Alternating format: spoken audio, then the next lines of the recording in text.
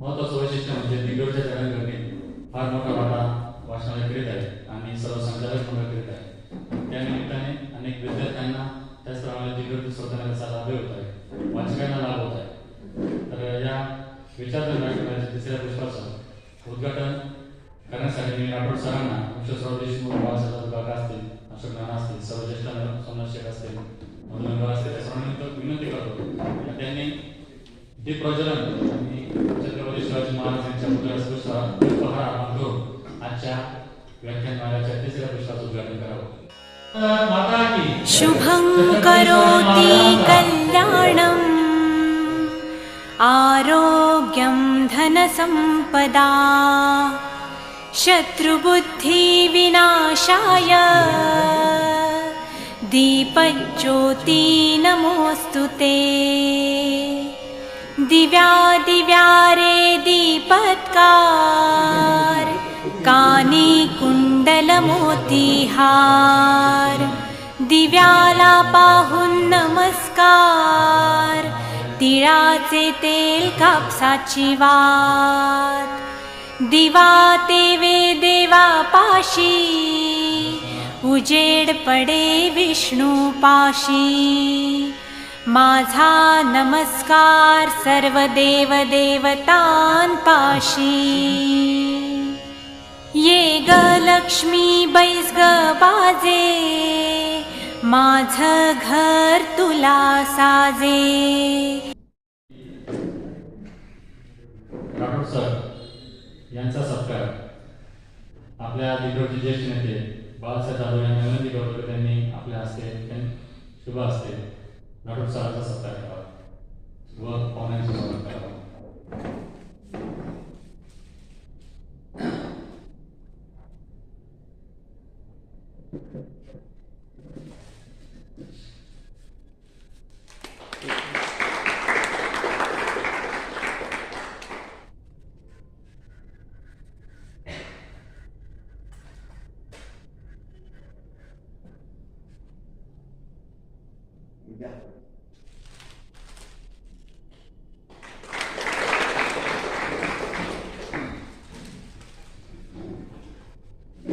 तिसऱ्या पुष्पाच्या सुरुवातीचं प्रास्ताविक या वाचनाचे कार्यवाह चंद्रराज राजे साहेब यांना विनंती करतो त्यांनी प्रास्ताविक.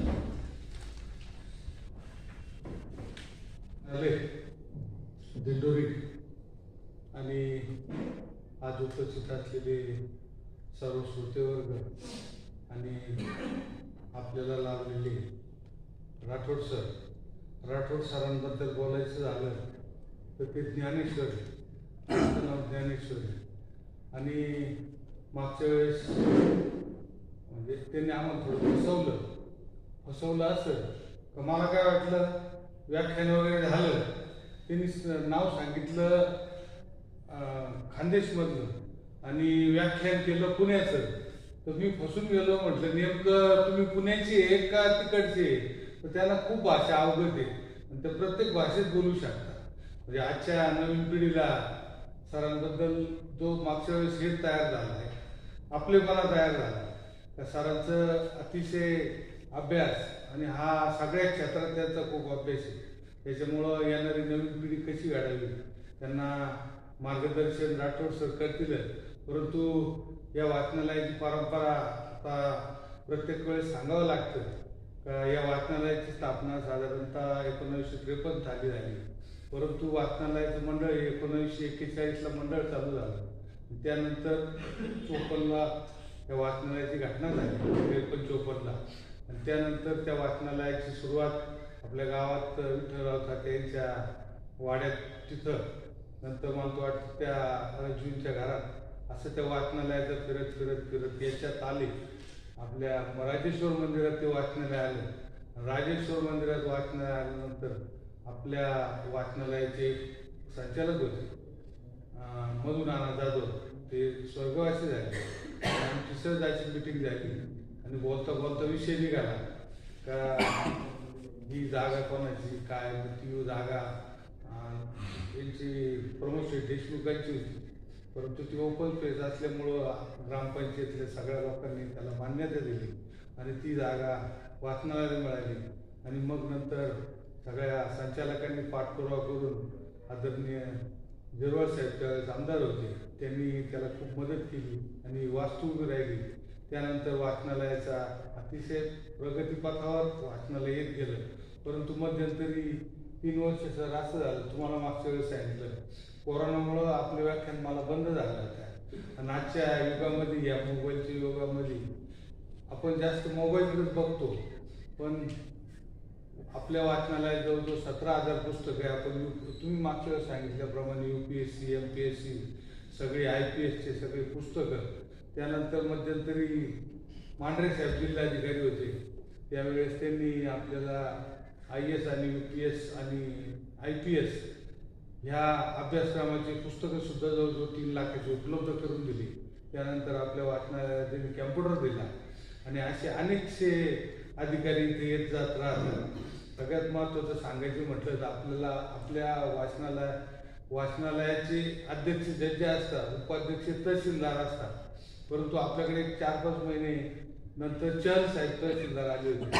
तर चहल साहेब आता ते मुंबई महापालिकेचे आयुक्त आहेत, तर ते काय ते विचारत असतात दिल्लीच्या पुष्काळात.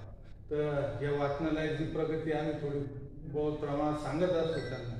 पण असे आहे, वाचनालयातून इतर जेवढे लोक तहसीलदार म्हणून येऊन गेले त्यांना एक वेगळी ही घटना, महाराष्ट्रात वेगळी घटना अशी, जजेस साहेब, तहसीलदार साहेब, BDO साहेब, मुख्याध्यापक, सरपंच आणि मग खाली कार्यकारी मंडळ, अशी आदर्श अशी वेगळी घटना या वाचनालयाची.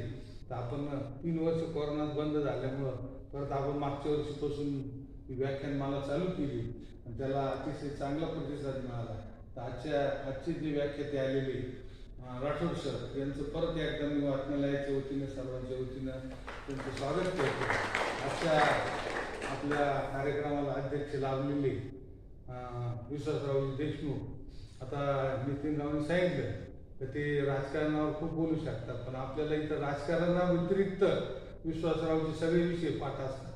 त्याच्यामुळं आपल्याला वाचनालयात कोणत्याही प्रकारचं काही पक्ष आणता आपल्याला ही वाचनालय घडवायची, चालवायची, नवीन पिढी घडवायची. त्यामुळं आपण राजकीय चर्चेपेक्षा सामाजिक चर्चा, काल आपले लोकने साहेबांनी सांगितलं ते मला वाटतं, मला म्हणून मी 15-20 मिनिटं बोलत, दीड तास आपल्याला चांगलं किसून काढलं आणि चांगलं म्हणजे एक चांगलं आदर्श असं त्याचं बोलणं वागणं आढळलं. तर त्यांचे पण मी आभार मानतो आणि पुढचे सूत्र नितीनरावमध्ये द्यायचे. वास्तविकाने अतिशय मोलाचं प्रबोधन केलं आणि आजच्या व्याख्यानमालेचा विषय असतो का या व्याख्यानमालामधून वैचारिक प्रबोधन व्हावं आणि वैचारिक प्रबोधन होता होता सर्वांनी आपली उन्नती करून घ्यावी, हाच या व्याख्यानमालेचा व्याख्यानमालेचा विषय आहे आणि त्याचा हेतू आहे. आज आपल्या पुढे जे ज्ञानेश्वर राठोड सर बसलेले आहेत त्यांचा अल्पसा परिचय मी आपल्या सर्वांना करून देतो. मी तुमच्यामध्ये जास्त वेळ घेणार नाही, परंतु नाशिक येथील प्रसिद्ध असे परंपरा अकॅडमी त्याचे राठोड सर संचालक आहेत. त्यांनी BSc हॉर्टिकल्चरमध्ये शिक्षण केलेलं आहे. PG, BA, EM हे हैदराबाद येथे पदवी मिळवलेली. त्याचप्रमाणे महाराष्ट्र शासनाच्या कृषी विभागात ते विषय तज्ञ म्हणून त्यांची निवड झाली होती. निवड वर्ष त्यांचं 2011 होतं आणि त्यांनी शासकीय सेवेत असताना विविध उपक्रम राबवले. 10वी व 12वी वर्षाच्या स्पॉट म्हणून त्यांनी काम केलं. त्याचप्रमाणे शेतकऱ्यांच्या उन्नतीसाठी सुद्धा त्यांनी काही योजना राबवल्या. परंतु नंतर त्यांना थोडासा विचार बदलला आणि 2014 साली त्यांनी आपल्या नोकरीचा राजीनामा दिला. स्पर्धा परीक्षा मार्गदर्शक म्हणून ते 2009 आणि 10 पासून कार्यरत झाले. आपल्याला सर्वांना माहितीच आहे की अविनाश धामणेकर यांचं चाणक्य मंडळ परिवार आहे पुण्यात. त्या ठिकाणी ते मार्गदर्शन करू लागले. त्यानंतर नाशिक, छत्रपती संभाजीनगर येथे युनिक अकॅडमीमध्ये त्यांनी मार्गदर्शन केलं. नांदेड, लातूर या ठिकाणी सुद्धा त्यांनी काम केलं, विद्यार्थ्यांना घडवलं. धुळे आणि नाशिक येथे आपल्याला बार्टी संस्था माहीत असेल, त्या ठिकाणी सुद्धा त्यांनी मार्गदर्शन करण्याचं काम केलं.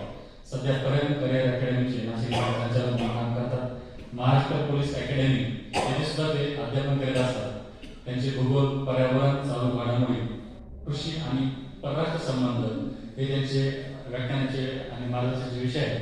आणि विषय समजून सांगताना त्यांची जी अवगती शैली ती विद्यार्थ्यांना जास्त इम्प्रेस करते आणि त्यातून विद्यार्थ्यांना असं वाटतं की सतत त्यांचं ऐकत राहावं. आणि त्यांच्या या अभ्यासाचा, त्यांच्या या शिकवण्याचा असा परिणाम झाला की त्यांच्या मार्गदर्शनामुळे मागील महिन्यात आपण सर्वजण वर्तमानपत्र वाचलं असाल, सुमारे 37 विद्यार्थी PSI झाले. विचार करा, 37 विद्यार्थी एक फक्त राठोड सरांमुळे घडले. ही काही फार मोठी आणि विशेष गोष्ट आहे, उल्लेखनीय गोष्ट आहे. आणि आतापर्यंत 400 पेक्षा जास्त विद्यार्थी क्लास 1 आणि क्लास 2 अधिकारी झालेले. जोरदार काय आपण त्यांच्यासाठी वाजवतो. दरवर्षी ते या वाचनालयामध्ये येतात आणि आज तसे जे काही विद्यार्थी आहेत त्यांची संख्या कमी, परंतु थोड्या वेळात विद्यार्थी संख्या काही वाढेल. काही मुलं येत आहेत, थोडंसं लेट होत आहेत. परंतु मागील वर्षी त्यांनी स्पर्धा परीक्षा आणि करिअर या विषयावरती मार्गदर्शन केलं होतं आणि यावर्षी सुद्धा त्यांचा स्पर्धा परीक्षा आणि करिअर हा विषय आहे. तर मी त्यांना विनंती करतो की त्यांनी आपलं मार्गदर्शन करावं. तिसरं पुष्प. सन्माननीय व्यासपीठावरती उपस्थित माननीय विश्वासराव देशमुख सर, त्याचसोबत संचालक मंडळ आणि आपण सर्वजण. तर आजचं जे काही व्याख्यानमाला आहे, विचारधन व्याख्यानमाला ग्रंथालय सप्ताह, जो आजचं तिसरं पुष्प आणि ते माझ्या वाट्याला आलंय. आणि जसं की आपण मागच्या म्हणजे 2023 22ला देखील हा कार्यक्रम झालेला, त्याही वेळेस मी आलो होतो. आणि याही वर्षी 2023 मध्ये देखील सरांचा तासला फोन येऊन गेला, चंद्रकांत राजे सरांचा. सर नाशिकला आले म्हणजे आवर्जून आमच्याकडे येत असतात.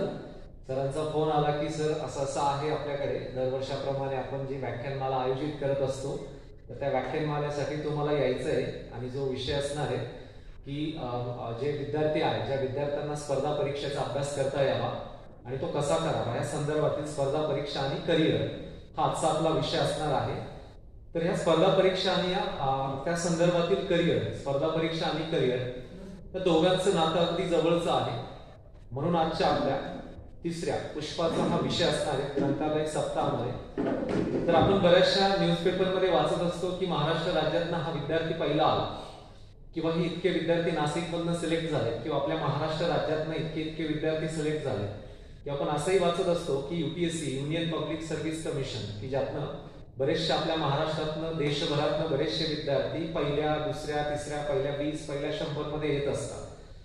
तर जसे की आपण ह्या सगळ्या विषयांचा अभ्यास करत असताना की बरेचसे आता आपले पालक देखील या ठिकाणी आले आणि नक्कीच आपला पाल्य कुठेतरी चांगल्या पदावरती विराजमान व्हावं आणि चांगली त्याने पोस्ट काढावी, हे प्रत्येक पालकाचं स्वप्न असतं. आणि कुठेतरी आपल्या पाल्याला हे आपण येता 5वी पासून असेल, पहिलीच्या वर्गापासून असेल, तर शेवटच्या पदवीच्या लास्ट इयर पासून आणि त्याचं पुढचं अगदी जे काही करिअर असतं किंवा जे पुढचं जे काही PGचं वर्ष असतं, पोस्ट ग्रॅज्युएशन जे काय असतं, पदव्युत्तर पदवी जी असते, इथपर्यंत आपण विद्यार्थ्यांना शिकवत असतो आणि त्यांना जे काही पाहिजे तर त्या सगळ्या गोष्टी आपण त्यांना अवेलेबल करून देत असतो. पण एक ह्या सगळ्या गोष्टीचा अभ्यास करत असताना प्रत्येक गोष्टीला काळ आणि एक वेळ असतो की योग्य वेळी ती गोष्ट व्हायला पाहिजे. ती वेळ चुकली तर बऱ्याचशा गोष्टी पुढच्या डिस्टर्ब होत जातात. योग्य वेळी जर तो निर्णय चुकला तर पुढचे 4 वर्ष असतील, 5 वर्ष असतील, म्हणजेच काय तर त्या करिअरचं पूर्ण आपण जर बघितलं तर पूर्ण डिस्टर्बन्स होत चालतं.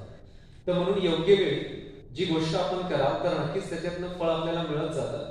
आणि म्हणून आजचा जो विषय करिअर आणि स्पर्धा परीक्षा आणि करिअर, तर हा करिअर कशा पद्धतीने निवडलं जावं किंवा करिअरच्या वाटा कशा असाव्या, तर नक्कीच यासाठी आपला ज्यावेळेस जो पाल्य असेल की जो इयत्ता 10वी पास होतोय, तर ते आपल्या आयुष्याचा, त्या विद्यार्थ्याच्या आयुष्यातला तो सगळ्यात महत्वाचा टर्निंग पॉईंट असतो.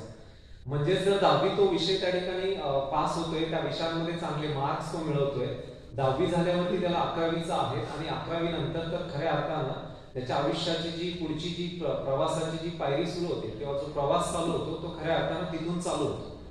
कारण 10वी झाल्यानंतर आपण चांगले मार्क्स जर मिळाले तर एखाद्या विद्यार्थ्याचं पालक किंवा तो विद्यार्थी म्हणतो की पप्पा मला डिप्लोमा करायचा आहे, किंवा काही विद्यार्थ्यांना असं वाटतं की मला 11वी 12वी सायन्सला ऍडमिशन घ्यायचंय. काही विद्यार्थी हे कला शाखेकडे जात असतात, किंवा दुसरे काही विद्यार्थी असतील तर ते दुसरी जी काही ब्रांच असतील ती निवडत असतात. पण जसे की बऱ्याच वेळा काही विद्यार्थी डिप्लोमा करतात आणि डिप्लोमाच्या बेसवरती मग पुढे ऍज अ डिग्रीच्या पदवीच्या अगदी सेकंड इयरला त्या विद्यार्थ्याला ऍडमिशन मिळत असतं.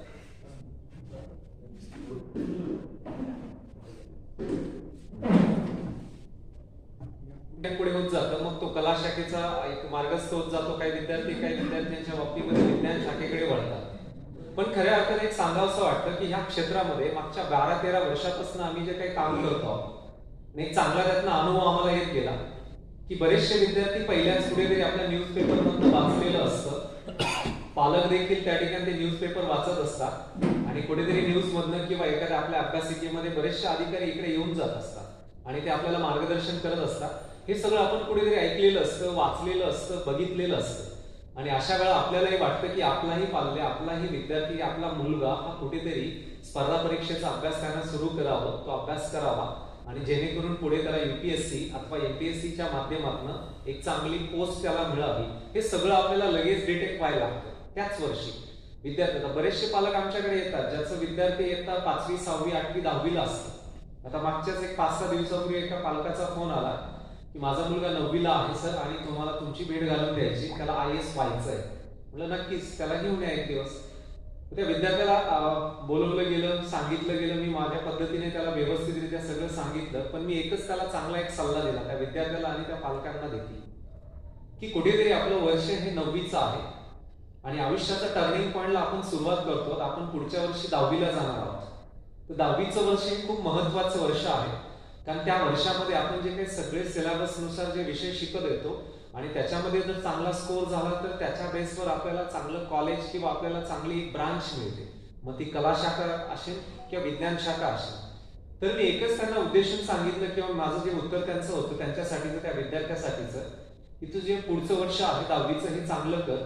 स्पर्धा परीक्षा अजून लगेच नको कारण तुला अजून 11वी करायची, अजून तुला 12वी करायची आणि युपीएससी एमपीएससी ही कधीच 10वी आणि 12वीच्या विद्यार्थ्याला परीक्षा देऊ देत नाही. कारण कोणती स्पर्धा परीक्षा द्यायची असेल तर त्याला पदवी कंप्लीट लागते. Graduation most important. मग ती पदवी तुमची विज्ञान शाखेतली असावी, कला शाखेतली असावी किंवा तुम्ही यशवंतराव चव्हाण मुक्त विद्यापीठातनं देखील आपण आपली डिग्री कंप्लीट केली तरीही चालते. मग माझा सल्ला त्याच विद्यार्थ्यांना मी देत असतो की त्या पालकांना देखील सांगितलं की अजून वेळ आहे, त्याला 10वी व्यवस्थितरित्या होऊ द्या.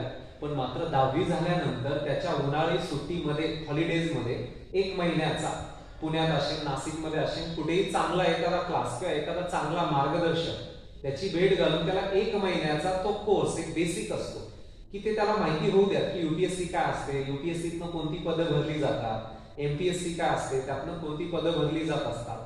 हे फक्त त्याला एक अधिकारी ह्या नात्याने त्याला जे काही लागणाऱ्या ज्या काही महत्वाच्या बाबी असतील ते त्याला कळू द्या. पण त्याला अभ्यास लगेच आपल्याला करायला लावायचं नाही. हेच आपण 12वी, 11वी, 12वी झाल्यानंतर 12वी नंतर खऱ्या अर्थानं ज्या वेळेस आपलं पुढे त्या ठिकाणी ज्या एखाद्या महत्वाच्या पदवीला ऍडमिशन होतं, मग ती इंजिनिअरिंग ब्रांच असेल, अभियांत्रिकी शाखा अथवा आपल्याला अभियांत्रिकीनंतर दुसरं मेडिकल, ज्या वेगवेगळ्या फील्ड्स असतील, ऍग्रिकल्चर वगैरे असतील, फार्मसीचा अभ्यास असेल, कला, विज्ञान, तंत्रज्ञान किंवा आपण महत्वाचं म्हणजे अर्थव्यवस्थेच्या संदर्भात म्हणजे बीकॉम वगैरे अशा अनंत शाखा असतात आणि त्यानंतर खऱ्या अर्थानं त्याची पावलवाट पुढे असते. म्हणून कुठेतरी आपण स्पर्धा परीक्षा आणि करिअर आजचा जो विषय आहे त्याच्यामध्ये हे सगळं अभ्यासत असताना मार्गदर्शन का हवं इथून सुरुवात होते. कारण कोणत्याही क्षेत्रामध्ये जरी गेलो आपण तर त्या क्षेत्रामधलं आपल्याला नाविन्यपूर्ण बाबी ज्या वेळेस आपल्याला समजतात, म्हणजे उदाहरणार्थ आपण शेतकरी वर्गाचा, मी शेतकऱ्याचाच मुलगा आहे, तर शेतकरी जसं आपल्याला एखादं बीज रोवतो आणि त्याला जसं खत पाणी त्याला सगळं सांभाळलं जातं, त्याला मोठं करण्यापर्यंत, त्याचं हार्वेस्टिंग करण्यापर्यंत ज्या बऱ्याचशा टेक्निक्स वापरून बरीचशी जी मेहनत घेत असतो, तसंच त्या विद्यार्थ्याला घडवण्यासाठी देखील महत्वाच्या काही टेप्स असतात. तर त्या स्टेप्स म्हणजे की मार्गदर्शन का हवं, की एखादा विद्यार्थी स्पर्धा परीक्षा करू पाहतोय किंवा त्याला त्याच्यातनं स्पर्धा परीक्षेचा अभ्यास करून एखादा अधिकारी व्हायचंय, तर अशा वेळेस त्याची सुरुवात ही चांगल्या पद्धतीने व्हायला पाहिजे. कारण स्पर्धा परीक्षा असं क्षेत्र आहे की याच्यामध्ये अगदी 1% देखील नव्हे, पॉइंटमध्ये रिझल्ट येतो. म्हणजे याच्यामध्ये निश्चिती जी असते फक्त 1% शाश्वती असते. म्हणजेच बऱ्याच वेळा आपण जर भारतातनं युपीएससीच्या माध्यमातून जर बघितलं, युनियन पब्लिक सर्व्हिस कमिशन, केंद्रीय लोकसेवा आयोग, की ज्याच्यामध्ये भारतभरातील 28 राज्य, 8 केंद्रशासित प्रदेश या सगळ्या भारतभरातील विद्यार्थी ती एक्झामसाठी त्या ठिकाणी फॉर्म फिल करत असतात. मग ती संख्या जवळपास 7 लाख, 8 लाख, 10 लाखाच्या घरामध्ये असते प्रिलिमसाठी, पूर्व परीक्षेसाठी. कारण दोन्ही एक्झामचे एमपीएससी अथवा युपीएससीचे 3 टप्पे असतात, पूर्व परीक्षा, मुख्य परीक्षा आणि मुलाखत. म्हणून जर युपीएससीला 10 लाख विद्यार्थी बसत असतील तर त्यातले काही मोजके हजारामध्ये आणतात ते डायरेक्टली मुख्य परीक्षेसाठी, लाखातनं हजारामध्ये आणतात. म्हणजे ती चाळणी म्हणतो आपण त्याला क्वालिटीची, की त्या ठिकाणी त्यातनं चांगले चांगले जे काही जे विद्यार्थी असतात म्हणजे त्यांचा स्कोर चांगला असेल तर त्याला पुढच्या टप्प्याला पाठवलं जात असतं म्हणजे मुख्य परीक्षेकडे. आणि त्यानंतर पुनश्च मुख्य परीक्षेचा रिझल्ट लावून त्या विद्यार्थ्याला पुनश्च मुलाखतीसाठी पुढे पाठवलं जात असतं. मी त्याच्यावरती बोलेनच की हा टप्पा थोडक्यात सांगेनच किती मार्काचा वगैरे असतो.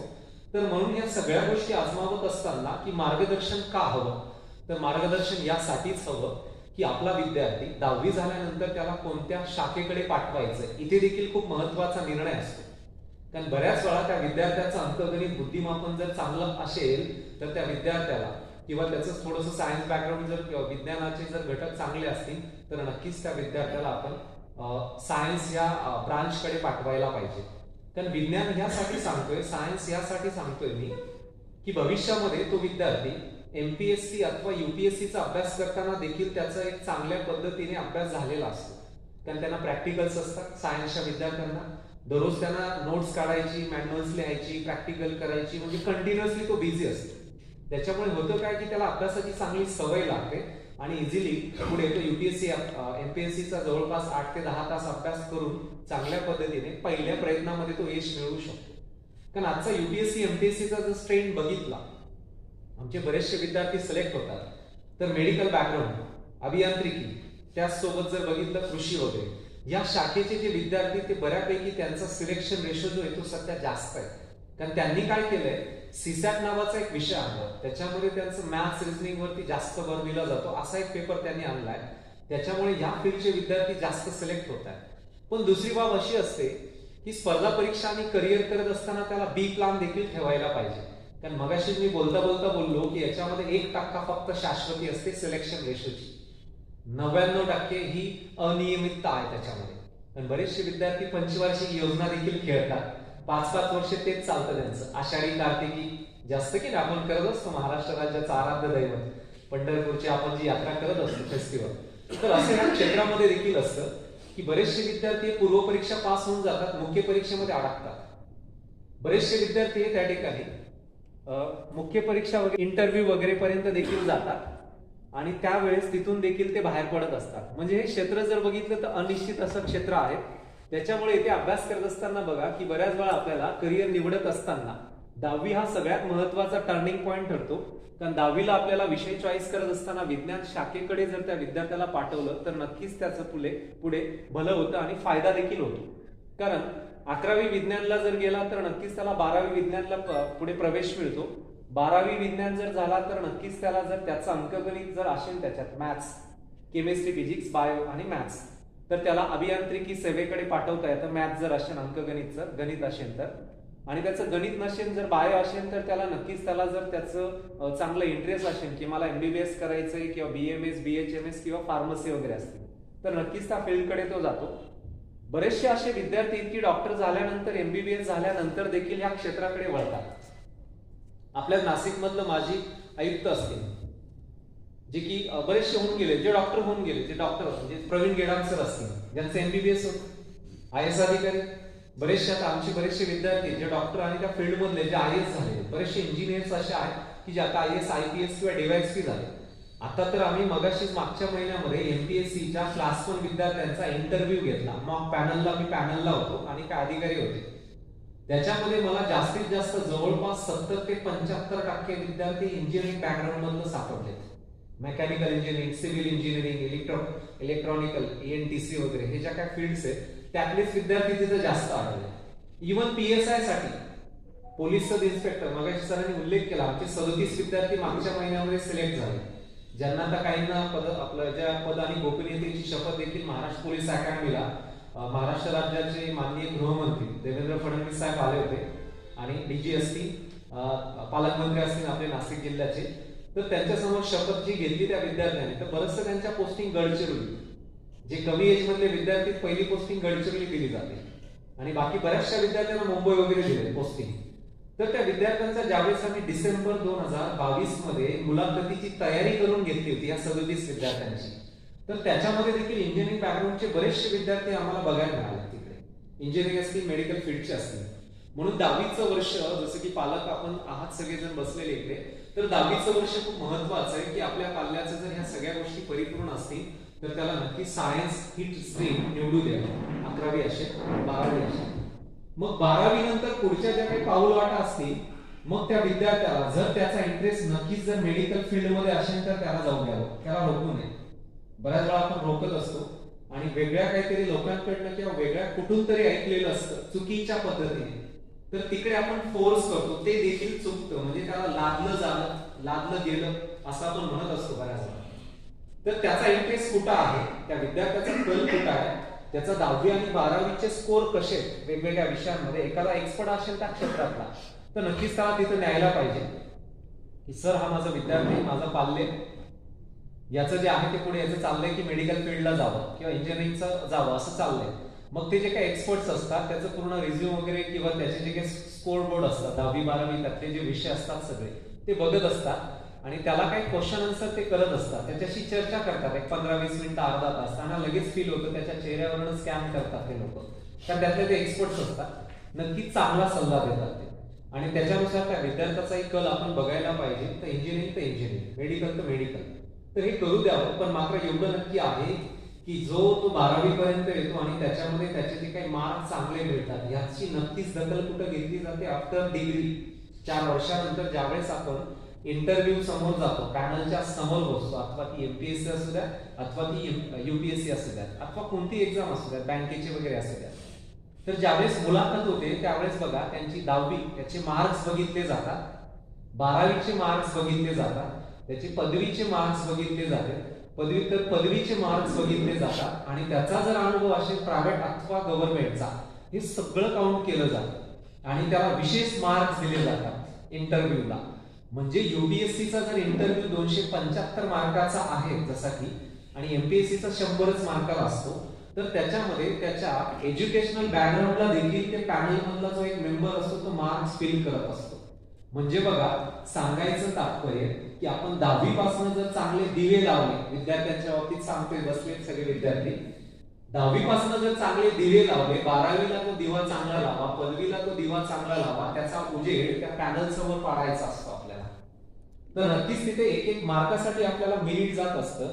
जे आता उदाहरणार्थ सांगायचं झालं की आमचा एक लेटेस्ट मध्ये युपीएससीचा रिझल्ट आला, तर आमचा एक जो विद्यार्थी त्याची ऑल इंडिया रँक 600+ आली, 600च्या जवळपास आली. म्हणजे ऍक्च्युअली ज्या वेगवेगळ्या ज्या पोस्ट असतात तर पूर्ण भारतातनं 600च्या जवळपास त्याची रँक आली, पण ऍक्च्युअली रँक खूप डिले मागे होती, त्याच्यामुळे त्याला जे पद पाहिजे होतं IPS ते नाही मिळालं, त्याला मिळालं IRS, इंडियन रेव्हेन्यू सर्व्हिस. पण मात्र तो विद्यार्थी त्यालाही तो अजून खुश नाहीये. त्याला मी विचारलं त्या दिवशी की IRS तू घेशील का, तर तो सर्व्हिस जॉईन करतोय, ट्रेनिंगला जातोय, पण पुनश्च त्याची बघा रिझल्ट लागला, स्पोर्ट्स अलॉटमेंट झाली आणि लगेच त्याने पुनश्च युपीएससीच्या अभ्यासाला सुरुवात केली. आता झगडतोय IPS साठी, मिळणार नक्कीच. कारण जर त्याला एवढा कॉन्फिडन्स आहे की यस मला व्हायचं IPS व्हायचं आणि ते मिळविनच.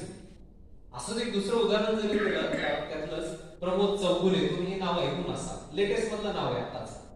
महाराष्ट्र राज्यात 2022 मध्ये पहिला आला आहे विद्यार्थी प्रमोद चौगुले. आता 15 दिवसापूर्वी आमच्या विद्यार्थ्यांना गाईड करून गेला. नाशिक मध्ये सध्या उद्योग संचालक म्हणून 2021 मध्ये ज्यावेळेस त्यांची निवड झाली, 2021 मध्ये देखील ते महाराष्ट्रातनं पहिला आला. प्रमोद 2021 मध्ये देखील महाराष्ट्रातनं पहिला आला, उद्योग संचालक पोस्ट मिळाली आणि फर्स्ट पोस्टिंग नाशिकच आहे. पण मात्र पद मिळवायचं होतं, डीवायएसपी वर्दी पाहिजे होती. तर पुनश्च अभ्यासाला सुरुवात केली. 2022चा फॉर्म भरला, प्रिलिम्स दिली, मेन्स दिली, इंटरव्ह्यू दिला आणि मानस होतं की मला पुनश्च महाराष्ट्रात पहिला यायचं आहे. 21 मध्ये तर मी आलोच आहे, पुनश्च मला 2022 मध्ये देखील पहिला यायचं आहे. बघा किती कॉन्फिडन्स आहे त्याच्याकडे. आणि नक्कीच रिझल्ट आला आणि 2022 मध्ये देखील पुनश्च महाराष्ट्रातनं पहिला आला आणि चॉईस पोस्ट मिळाली डीवायएसपी. आता महाराष्ट्र पोलीस अकॅडमीला त्यांची ट्रेनिंग असेल, आता तिथे जातील ते. म्हणजेच हे सगळी जी 2 उदाहरणं मी यातली दिली की 10वीचं वर्ष खूप महत्वाचं वर्ष आहे, कारण तिथं जर आपण चांगले दिवे लावले तर त्याचा बेनिफिट पुढे 12वीला आहेच. 12वी 11वी 12वी शाखेमध्ये जर चांगले दिवे लावले म्हणजे चांगला स्कोर आपण मिळवला तर नक्कीच 12वीच्या मार्कांवरती आणि जी सीईटी असेल, टीईटी असेल, जे काय आता शासनाचे वेगवेगळे नियमावली असतात त्याच्यामध्ये जर आपण चांगला स्कोर मिळवला, आता नीट आहे नीटमध्ये जर आपण महाराष्ट्र राज्यातनं कॅटेगरी वाईज मेरिट लागतं, जर त्याच्यामध्ये आपला जर चांगला स्कोर आला तर गव्हर्नमेंट मेडिकल कॉलेज आपल्याला मिळेल. तिथे म्हणजे आपल्या पालकांचं म्हणजे आपल्याला येता पहिलीपासून लहानपणापासून तर पदवीच्या अगदी शेवट म्हणजे 12वी पर्यंत एवढं जीव लावून काबाड कष्टानं आपल्याला रुपया पुरवत असतात. आणि जिथे कुठे प्रायव्हेटला आपलं ऍडमिशन होते तर त्याच्यात जर फी बघितली तर ती आवाढ ढोपेल, आपल्याला त्याच्या संदर्भात माहिती असेलच किंवा इंजिनिअरिंगचं असेल. जर आपल्या पालकाने आपल्याला सगळ्या गोष्टी एका छताखाली अवेलेबल करून दिल्या तर आपण जर 12वी मध्ये चांगले मार्क्स मिळवले आणि चांगलं जर गव्हर्नमेंट कॉलेज आपल्याला मिळालं तर कमी खर्चामध्ये कमी पैशामध्ये आपलं त्या ठिकाणी चांगलं असं शिक्षण होतं. आणि नक्कीच त्या बेसवरती भविष्यामध्ये आपल्याला एखाद्या प्रायव्हेट सेक्टरमध्ये चांगला जॉब मिळू शकतो इंजिनिअरिंग असाल तर. आणि एखादं जर कुठेतरी मेडिकलमधनं आपण MBBS चा अभ्यास करतोय तर देशाची सेवा, रुग्ण सेवा ही एक मोठी सेवा आपल्या हातातनं घडते. आपल्या कुटुंबाचं देखील त्या ठिकाणी चांगल्या पद्धतीने एक निवारण आपण करू शकतो. देशासाठी आपण देणं असतं, महाराष्ट्र राज्यासाठी, आपलं गावासाठी, आपल्या तालुक्यासाठी देणं असतं. तर ह्या गोष्टीचं देखील आपण भान ठेवायला पाहिजे. कारण मगाशी सरांनी उल्लेख केला की आमचे 400+ विद्यार्थी असे झाले. आता या 37 मधले पोस्ट ज्यांना मिळाल्या त्यांचे काही मी स्टेटस पाहिले. 37 मधले आमचेच हे जे PSI झाले जातात 2 दिवस त्यांना बघा बाहेर घरी जाऊ दिलं असतं. म्हणजे MPAतनं जो 16 झालेला असतो आणि 2 दिवस त्यांना सुट्टी दिली जाते की तुम्ही घरी वगैरे जावं आणि 2 दिवसानंतर तुमची जिथे जिथे पोस्टिंग आहे तिथे तुम्ही त्या ठिकाणी हजर व्हावे, रुजू व्हावे. दुसऱ्याच दिवशी आमचे जे विद्यार्थी छान असे ती कॅप, आता त्यांचा ड्रेस वगैरे सगळं वर्दी त्यांच्याकडे वगैरे असतं, तर आपली गाडी, खाजगी गाडी आणि कुठेतरी 2 दिवस फिरायला जाणं आणि लगेच ती कॅप जी असते ना त्यांची ती समोर ठेवणं गाडीच्या समोर. एक आणि दुसरं म्हणजे बऱ्याच वेळा काही विद्यार्थ्यांना मी अभिनंदन, आमच्या सगळ्या टीमनं अभिनंदन केले त्यांना, तर फक्त काय त्यांनी हात जोडलं, सर शब्द नव्हता. म्हणजे एक गोष्ट जर आपले जमिनीवर पाय असणं आणि हवेत पाय असणं म्हणजे एका दिवसामध्ये एवढा बदल देखील होऊ शकतो अधिकाऱ्यांमध्ये. सिलेक्ट झालेले असेही काही विद्यार्थी असतात. म्हणजे एक सांगायचं तात्पर्य की आपण कुठेतरी आपल्या आई वडिलांनी आपल्याला जे संस्कार दिलेली असतात त्या संस्काराचंही देणं असतं. म्हणजेच आपण कुठेतरी खूप मोठं कलेक्टर होऊ द्या, एखादा चांगला सुपर क्लासमन अधिकारी होऊ द्या, इस्रोमध्ये एखादा शास्त्रज्ञ होऊ द्या, पण मात्र आपली गावाची माती, आपली माणसं ही जपली गेली पाहिजे, ती संस्कार मात्र टिकवली गेली पाहिजे. कारण त्याचा फायदा हा कुठेतरी जीवनाच्या प्रवासावरती, अखंड भारताच्या जगाच्या पाठीवरती कुठेही गेला तर नक्कीच त्याचा फायदा होतो. देशाचे पंतप्रधान माननीय नरेंद्रजी मोदी असतील तर वेगवेगळ्या देशांमध्ये व्हिजिट करत असतात, पण देशाची संस्कृती, देशाच्या ज्या काही गोष्टी असतील प्रत्येक गोष्ट जपली जाते. म्हणजे जे आज त्या ठिकाणी घटनेच्या वरती म्हणजे जे अधिकृत असणारे सगळे आपली जी पदं असतील तर नक्कीच ती गोष्ट जपली जात असते. म्हणून आजचा जो विषय स्पर्धा परीक्षा आणि करिअर, तर याच्यामध्ये 10वी पासून जी सुरुवात आहे तर नक्कीच त्या विद्यार्थ्याला एक चांगला आपण एक सपोर्ट करायला पाहिजे. त्याची जी आवडती जी निवड आहे ती तिथे त्याला ती घेऊ द्यायला पाहिजे. अथवा मग ते मी असं सांगत नाही की सायन्सच घ्या, BA म्हणजे कला शाखा देखील खूप भारी. स्पर्धा परीक्षेचा अभ्यास करणारा विद्यार्थी कला शाखेतले जे विषय असतात त्याला सगळे तिकडे असतात MPSC UPSC ला. मग इतिहास असेल, प्राचीन भारताचा इतिहास, मध्ययुगीन भारताचा इतिहास, आधुनिक भारताचा इतिहास, 1857चा उठाव आणि भारत स्वतंत्र होईपर्यंतच्या सगळ्या ज्या काही गोष्टी असतील त्याला तिथे ते विषय असतात. भूगोल असेल, भूगोल देखील येता 5वी ते 12वी मध्ये जे काही शिकलेलो असतो तेच MPSC UPSC ला भूगोल देखील असतं. नद्या असतील, पर्वत असतील, खडकं असतील, शेती असतील, पिकं असतील, हवामान असतील, हे सगळे विषय जसेच्या तसे तिथे आहेत. राज्यघटनेचा अभ्यास असेल तो देखील तिथे सेम आहे. विज्ञान तंत्रज्ञान आहे त्याचाही अभ्यास तिकडे सेम आहे. फक्त बदलतं ते म्हणजे चालू घडामोडी, करंट अफेअर्स. म्हणजे उदाहरणार्थ मगाशी मी आपल्या देशाच्या पंतप्रधानांचा उल्लेख केला, आता पुढचा दौरा त्यांचा ब्रिक्ससाठी ते चाललंय. ब्रिक्स एक समूहाची कॉन्फरन्स आहे. Brazil, Russia, India, China, then South Africa, BRICS एक गट आहे. त्याच्यासाठी ते पुढे परिषदेला चालले. मागे फ्रान्समध्ये गेले होते. फ्रान्स सरकारकडनं त्यांना एक चांगला त्यांचा सर्वोच्च किताब त्यांना दिला. इजिप्तमध्ये गेले होते. इजिप्तमध्ये देखील त्या ठिकाणी त्यांना इजिप्तच्या सरकारने एक मोठा पुरस्कार त्यांना दिला. मग विविध देशांमध्ये ते जात असतात तर भारताचं तुमचं माझं प्रतिनिधित्व ते करत असतात. फ्रान्समध्ये गेले तर राफेल घेऊन आले तिकडनं एखादं, तर राफेलमध्ये बसून नाही आले तर त्यांचा ताफा वेगळा असतो, पण तो ट्रेड एक व्यापार जो आहे की संरक्षण विषयक जो करार आहे तो त्यांनी केला तिकडे. कारण आज भारताला गरज आहे. आज मोठ्या प्रमाणामध्ये आपल्या देशाला जे पोखरणं विखुरणं जे आपण त्याला म्हणतोय, पाकिस्तान आणि चीन मोठ्या प्रमाणामध्ये धोका आहे आपल्याला. तर आपली जी बॉर्डर आहे त्या देशाच्या सीमेवरती तैनात असणारी आपली वेगवेगळी दलं असतील. भारत पाकिस्तान असेल तर BSF चे जवान काम करत असतात, बॉर्डर सिक्युरिटी फोर्स असेल. भारत चीनची बॉर्डर असेल तर इंडो तिबेटियन पोलीस काम करत असतात. विविध दल आपले काम करत असतात. तर देशाच्या संरक्षणविषयक बाबीसाठी भारत सरकार विविध देशांशी करार करत असतात आणि म्हणून भारत सरकार सर्वाधिक जास्त संरक्षणावरती खर्च करतो. कारण जगामध्ये सर्वाधिक जास्त संरक्षणावरती जर खर्च कोणता देश करत असेल तर पहिला देश भारत आहे आणि दुसरा देश आहे सौदी अरेबिया. आणि सर्वाधिक जास्त शस्त्रास्त्र जर कोण विकत असेल तर अमेरिका विकत असते. कारण अमेरिकेकडनं देखील अपाची चिनूक नावाची हेलिकॉप्टर्स आपण घेतली. हे जे मी सांगतोय कला, क्रीडा, साहित्य, विज्ञान, तंत्रज्ञान, चर्चेतील व्यक्तिमत्व, पर्यावरण असेल, कृषी असेल, निधन वार्तेतलं व्यक्तिमत्व असेल, हवामान असेल, या सगळ्या ज्या गोष्टी दररोज वगैरे ज्या घडत असतात, मंथली, 6 महिन्यानं, 3 महिन्यानं, वर्षभरानं, या सगळ्या गोष्टी आपल्याला परीक्षेमध्ये विचारली जात असतात. आता सध्या तलाठीचं वारं मोठं चाललंय, TCS एक्झाम घेते 3 स्टेप्स मध्ये. तर त्याच्यामध्ये देखील हाच सिलेबस आहे. मराठी आहे, इंग्रजी आहे, सामान्य ज्ञान आहे, अंकगणित, बुद्धिमापन आहे. म्हणजे जे आपण 10वी मध्ये जे विषय शिकलेलो असतो किंवा त्याचसोबत 12वी मध्ये जे काही विषय आपण शिकलेलो असतो, या सगळ्या विषयांचा अभ्यास आपल्याला पुनश्च तिकडे करावा लागत असतो. म्हणून बघा विद्यार्थी मित्र की आपले काही पालक वर्ग, वडीलधारी व्यक्ती माझे बसले तिथे, तर म्हणून 10वी आणि 12वी नंतर काय करावं इथून देखील सुरुवात करायची असते. तर म्हणून मगाशीच बोललो मी, जर आपण पुढे भविष्यामध्ये MPSC UPSC हा जर आपला A प्लॅन असेल तर विद्यार्थ्यांना B प्लॅन देखील रेडी ठेवा. कारण मगाशीच बोललो मी 1% त्याच्यामध्ये यश मिळत असतं.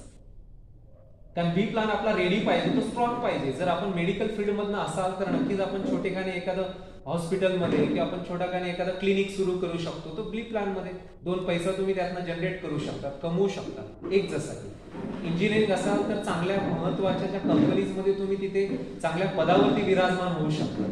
ही शाश्वती त्याला पाहिजे. आता मी असंच ठरवलं होतं, 10वी पर्यंत शिक्षण माझं एखादा गावाकडे आश्रम शाळेमध्ये झालं, ना क्लास ना काही. 11वी 12वी झालं माझं जळगाव जिल्ह्यातलं चाळीसगाव तालुक्यामध्ये. त्यानंतर 11वी 12वी मी सायन्स घेतलं आणि मला माहिती होतं की मी जवळून शेती बघितली होती. घरची जी काही 8 एकर बागायती जी काही जमीन होती, तर जवळून मी ते बघत होतो. आणि माझा भविष्यातला पुढचा वेध होताच की काही नाही भेटलं तर माझी घरची माऊली आहेच की सांभाळायला, हे मी करीन चांगल्या पद्धतीने. आणि म्हणून BSc ऍग्रीला बघा महात्मा फुले कृषी विद्यापीठाच्या पहिल्याच राऊंड मध्ये माझा नंबर लागला आणि त्याचद्वारे BSc ऍग्रिकल्चर केलं. 2011 मध्ये पुणे गाठलं. स्पर्धा परीक्षा एक थोडंसं होतंच की मला हे करायचं होतं. 3rd इयरच्या डिग्रीच्या 3rd इयर पासूनच अभ्यासाला सुरुवात केली. थोडं मिळवत गेलो आणि पुढे पुणे गाठलं. चाणक्य मंडल सरांनी मगाशी उल्लेख केला, माझे जे गुरु अविनाश धर्माधिकारी सर आणि नाशिकचे माजी पोलीस महासंचालक विश्वराज बाम सर, जे आज सर नाहीयेत आपल्या, तर हे 2 माझे गुरु ज्यांच्यामुळे मी आज इथं उभा आहे. तर तिथून सुरुवात केली, अभ्यास केला. 2011 मध्ये माझं कृषी खात्यामध्ये विषय विशेषज्ञ 2 म्हणून सिलेक्शन झालं आणि मला जे पाहिजे होतं पुढचं, मी समाधानी वगैरे नव्हतो, पण त्याच्यामध्ये समाधान मानून एक शेतकऱ्यांची त्या गुरुमाव म्हणजेच त्या शेती माऊलीची जी आहे मी सेवा करत गेलो. आणि नक्कीच एक्सटेन्शन वर्क असेल, 126 गावं असतील, विलेजेस असतील, त्या शेतकऱ्यांना सल्ले देणे, मार्गदर्शन करणं, त्यांना वेगवेगळ्या सहली घडवून आणणं, वेगवेगळ्या राज्यामध्ये नेऊन, आणि त्याचसोबत 10वीला जे काही स्क्वॉड असतील, 12वीला स्क्वॉड असेल, झोनल ऑफिसर इलेक्शन ड्युटी, ह्या सगळ्या गोष्टी 4 वर्षामध्ये एक अनुभव घेतला पाठीशी आणि क्विट केली पोस्ट 2014 मध्ये. पुनश्च MPSCच्या अभ्यासाला सुरुवात केली, पण थोड्याशा काही माझ्याही चुका झाल्या तिकडे, त्याही मी इकडे मांडील नक्की. कारण भविष्यामध्ये आपल्या काही विद्यार्थ्यांकडनं त्या गोष्टी व्हायला नको. कौटुंबिक थोडीशी जबाबदारी त्यावेळेस पडली, काही इतर गोष्टी घडल्या, तर त्याच्यामुळे थोडंसं एक जॉब आणि ह्या सगळ्याच गोष्टी, त्याच्यामुळे थोडासा वेळ देऊ शकलो नाही. कारण 2 अशा पुढच्या एक्झाम मध्ये माझा रिझल्ट आला नाही. मी अभ्यासाला कमी पडलो तिकडे. आणि पुढे आता कोविडमध्ये ज्या पद आल्या नाही, पण पुनश्च क्लास 1 साठी जी फाईट चालली आहे आता सध्या, टीचिंग क्षेत्रामध्ये आहे, अभ्यास करतोय, विद्यार्थ्यांना शिकवतोय, विद्यार्थी घडवतोय, आणि ह्या सगळ्या गोष्टी मी करत आलो. तर म्हणून बघा विद्यार्थी मित्र की आपलं जे काही 12वीचं वर्ष होते, तर 10वी 12वी नंतर काय करावं, तर मी कोणत्याही ब्रांचला आपण जावं, पण 12वीला मात्र करिअरची निवड पक्की करावी. तिथं नो एक्सक्यूज. 12वी म्हणजे इतकं छान टर्निंग वर्ष आहे की तिथं जर तुम्ही एकदा फायनली तुमचा निर्णय घेतला, तो बदलता येत नाही. बदलला तर पुढचं वाटोळ आहे. बदलला म्हणजे कोणतं वाटोळ आहे की थोडंसं डिस्टर्ब होऊ आपण, आपले वर्ष वाया जातील. पुनश्च ती फील्ड निवडली, ती FY ला ऍडमिशन घेतलं, इंजिनिअरिंगला काहीच कळत नाही, बाउन्स होतंय, सगळं डोक्यावरनं पाणी चाललंय. परत काय करतो, अरे नकोय, BA ला जाऊया आता, आर्ट्स, कला शाखा. तर तिथे थोडंसं गेल्यामुळे काय होतं, मग थोडंसं आपल्याला टेन्शन येतं, बघण्याचा लोकांचा दृष्टिकोन बदलत जातो, ह्या सगळ्याच गोष्टी असतात. म्हणून बघा की 12वीचं असं वर्ष आहे की तिथे आपण शाखा निवडत असताना एक चांगलं जर आपण कुठेतरी आपल्याला कृषी साईडला जायचंय तर नक्कीच त्याच्यात जर आपल्याला रस असेल तर जावं. विज्ञान मेडिकल फील्डला जायचं असेल तर नक्कीच जावं. इंजिनिअरिंग क्षेत्राकडे जायचं असेल तर नक्कीच जावं. नंबर ऑफ द वेगवेगळे कोर्सेस आहेत तर ती घ्यावी. पण मात्र हे सगळं करत असताना जर आपण डिग्रीच्या पहिल्या वर्षाला आहात, मग ती BSc फिजिक्स असू द्या, ती रसायनशास्त्राची असू द्या, किंवा BA पण चालतं बरं का. इकडे BA चे विद्यार्थी देखील सिलेक्ट होतात, त्यांचा देखील मोठा रेशो. पण मी ऍज अ बी प्लान साठी म्हणून हे डिग्री कोर्सची नावं घेते, मेडिकल असेल किंवा अदर असतील. पण मात्र बघा की जो इंजिनिअरिंग शाखेचा विद्यार्थी असतो किंवा अभियांत्रिकी किंवा आपलं दुसरं जे असेल तर मेडिकल फील्डचा विद्यार्थी असेल, त्याच्या बाबतीत मी हक्काने सांगेन की तो विद्यार्थी चांगला असा पिळून जो आहे त्याला आपण तो चांगला असा जो आहे ना फोल्डिंग करून त्याला घडवलेलं असतं. त्याला मारून लाठीने काठीने त्याला हे मॅन्युअल, हे प्रॅक्टिकल, हे असं, हे तसं, हे सगळं त्याला लादलं जात असतं आणि तो विद्यार्थी करत असतो. म्हणजे त्याला मी शब्द वापरीन परिपक्व होतो. त्या मेडिकल फील्डच्या किंवा इंजिनिअरिंग फील्डच्या विद्यार्थ्याला परिपक्व म्हणूयात. का तर वेळोवेळी त्याला दररोज प्रॅक्टिकल्स आहे, मॅन्युअल्स फिलिंग आहे, त्याला नक्कीच इंटरव्ह्यूला पुढे फेस करावं लागतं त्यांच्या सेमिस्टर कोर्समध्ये. हे सगळंच असतं, वेगवेगळं फील्ड व्हिजिट्स असतात त्यांना. त्याच्यामुळे त्याच्यातनं तो एक चांगला अनुभव मिळत जातो आणि नक्कीच पुढे काय तर त्याला यश देखील लवकरात लवकर मिळते, कारण अनुभवाची शिदोरी त्याच्याकडे असते. तर त्याच्यामुळे ज्या वेळेस तुम्ही 10वी-12वी होते तर करिअर चांगली निवडावं. आता शाखा निवडताना जर तुम्ही एखाद्या डिग्री कोर्सला असाल आणि तुमच्या मनात आलंय की 12वी नंतर माझा बी प्लान देखील मी थोडा स्ट्रॉंग करतोय आणि माझं क्षेत्र जे आहे पुढे करिअर स्पर्धा परीक्षा त्याच्यावरती ते टाकतात. आता स्पर्धा परीक्षेचा अभ्यास करत असताना बघा विद्यार्थी मित्र, माझ्या वडीलधाऱ्या व्यक्तींनाही सांगेन की आपला पाल्य ज्यावेळेस डिग्रीला असतो तर त्याच्या 12वीच्या वर्षाला म्हणजे त्या हॉलिडेज मध्ये त्याला एखाद्या महिन्याचा एखादा कोर्स, मगाशीच मी बोललो बघा, एक्सपर्ट्स कडे घेऊन जावं आणि स्पर्धा परीक्षा काय असते त्याचा 1% जरी नॉलेज त्याला 12वी झाल्यानंतर जरी दिलं तर नक्कीच त्याच्या पुढच्या 4 वर्षामध्ये ते कामाला येतं. कारण हा रेशो असा मेंटेन करावा लागतो. जर तुमची 4 वर्षाची कोणती शाखेची डिग्री असेल, म्हणजे सायन्स बॅकग्राऊंडची 4 वर्षाची असते, BA BCom असेल तर 3 वर्षाची, ओके, मेडिकल वगैरे असेल तर त्याला 5-5.5 वर्ष लागूनच जातात. तर हे करत असताना त्या विद्यार्थ्याने फर्स्ट इयरला त्याने ऍडमिशन घेतलंय तर नक्कीच त्याने पहिलं वर्ष चांगलं आणि इमान एदबारे करावं, स्पर्धा परीक्षाकडे थोडंसं लांब राहावं. सेकंड इयरला आता BA चा विद्यार्थी असेल तर त्याला सेकंड इयर पासून स्पर्धा परीक्षेच्या अभ्यासाला सुरुवात करायची, कारण त्याचं पुढचं वर्ष लगेच डिग्री कंप्लीट होत असते, कारण 3च वर्षाची ती डिग्री असते. पण जिथे कुठेतरी इंजिनिअरिंगचा विद्यार्थी, तर इंजिनिअरिंगच्या विद्यार्थ्याला मात्र त्याच्या सेकंड इयर ज्यावेळेस कंप्लीट होतं, थर्ड इयर मध्ये ज्यावेळेस तो पदार्पण करतो तर 3ऱ्या वर्षापासून त्याला थोडं थोडं काय होईना UPSC अथवा MPSCच्या एक्झामची तयारी आणि त्याच्या सुरुवातीकडे वळायचं असतं त्याला. कारण मी लास्टलाही बोललो होतो की जोगतिकेच्या विद्यार्थ्यांची मी नावं घेतली जातात, ह्यांनी तेच केलंय. कोणताही विद्यार्थी तेच करतो की डिग्रीच्या बरेच विद्यार्थी तर काय करतात चुकीच्या पद्धतीने, ज्यावेळेस त्यांची डिग्री कंप्लीट होऊन जाते, पदव्युत्तर अभ्यासक्रमी कंप्लीट होऊन जातो, PG MSc वगैरे किंवा MA वगैरे कंप्लीट करतात आणि तेव्हा त्यांना सुचतं अरे नाही ती लाल दिवा, ती अंबरबत्ती आणि ते PI आणि ते DYSP आणि तो तहसीलदार मला व्हायचा आहे, वेळ निघून गेलेली असते. हे झालेलं असतं, कौटुंबिक जबाबदाऱ्या वाढत असतात, 2चे 4 हात झालेले असतात त्यावेळेस, बरोबर की नाही. आणि अशा वेळेस जर स्पर्धा परीक्षेचा अभ्यास करा होतो अभ्यास, असं काही नाहीये. कारण राज्य सरकारनं MPSC देण्यासाठी आपल्याला जे राखीव वर्गातले जे कॅन्डिडेट्स आहेत OBC NT SC ST च्या विद्यार्थ्यांसाठी वयाच्या 43व्या वर्षापर्यंत स्पर्धा परीक्षा देता येते MPSC. आणि जनरल ओपन कॅटेगरीचा विद्यार्थी असेल तर त्याला वय वर्ष 38 पाहिजे, ओके. असं UPSC ला वेगळं असतं. UPSC चा ओपन जनरल कॅन्डिडेट असेल तर त्याला वयाच्या 32 वर्षापर्यंतच एक्झाम देता येते. OBC 35 वर्ष, SC ST यांना 37 वर्षापर्यंत.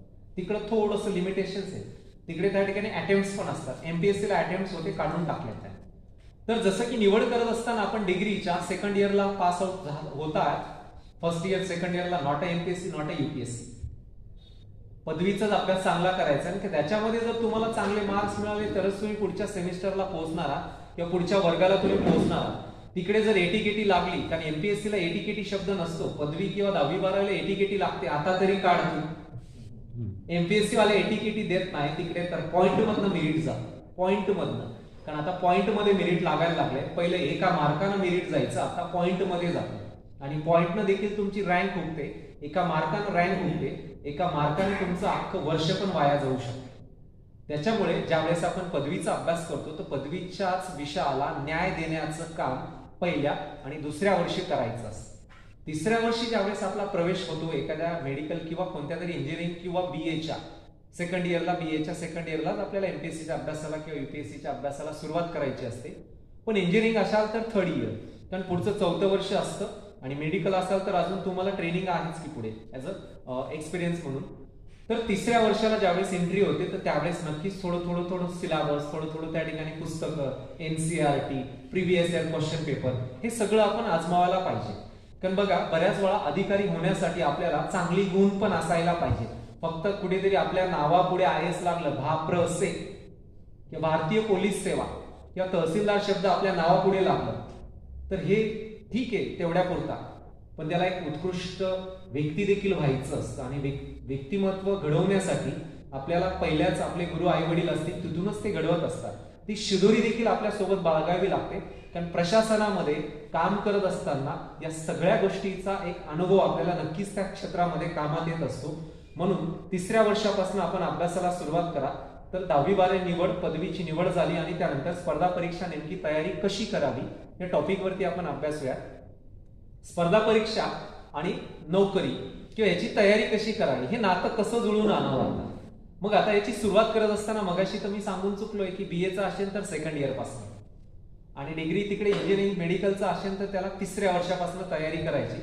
आता युपीएससी थोडक्यात सांगतो, एमपीएससी थोडक्यात सांगतो की हे मायाजाळ नेमकं काय, याच्यामध्ये कसं आपल्या पाल्याला जिंकता येईल किंवा त्या विद्यार्थ्याला त्याच्यामध्ये कसं यश मिळवता येईल.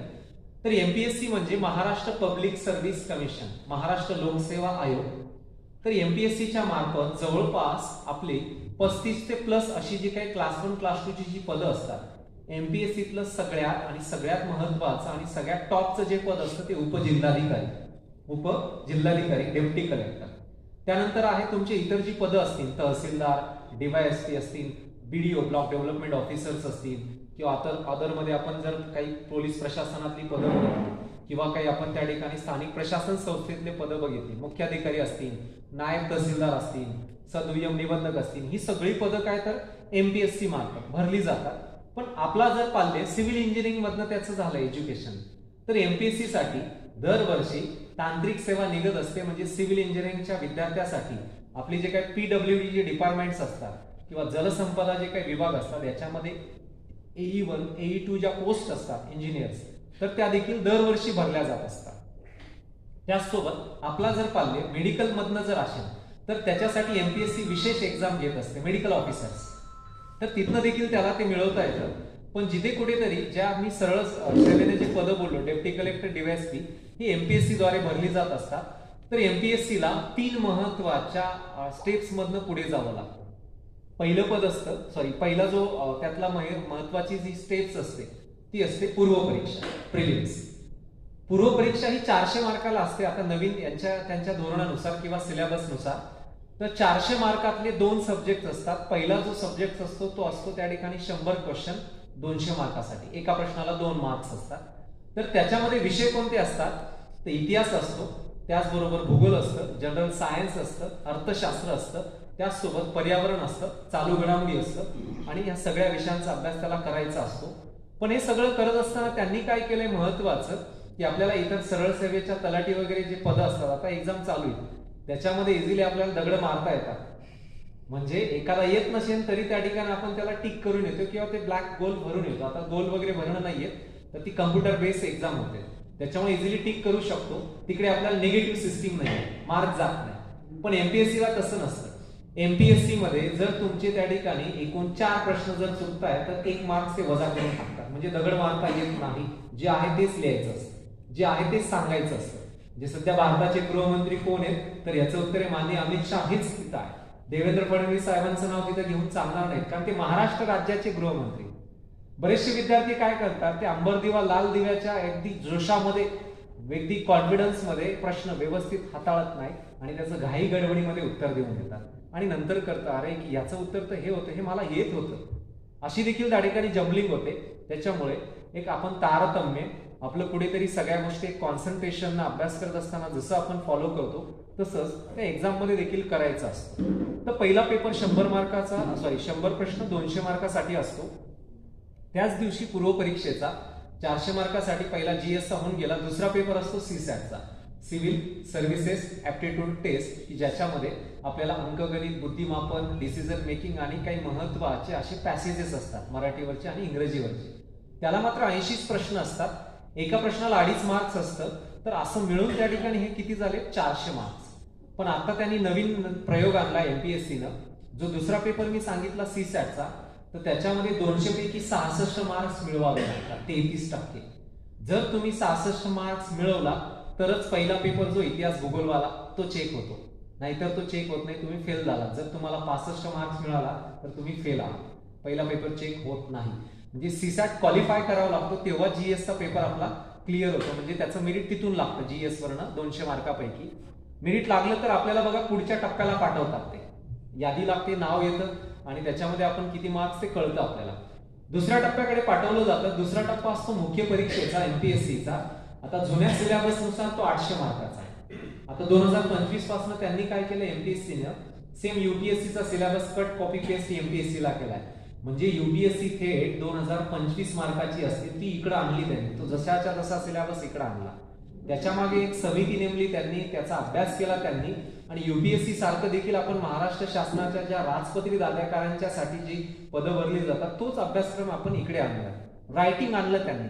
बरेचसे जे अधिकारी घडून जातात त्यांना ड्राफ्टिंग लिहिता येत नाही, पत्रव्यवहार लिहिता येत नाही, जावक क्रमांक काय असतं, आवक क्रमांक काय असतं, प्रति कोणाला लिहायचं, महाशब्द कुठे वापरावा, सो कुठे वापरावा, महोदय कुठे वापरावा, रकाना कुठे करावा, माननीय महोदय, आणि खाली प्रत कोणाला द्यावी, हे सगळं काहीच कळत नाही आत्ताचे जे लेटेस्ट मधले असतील.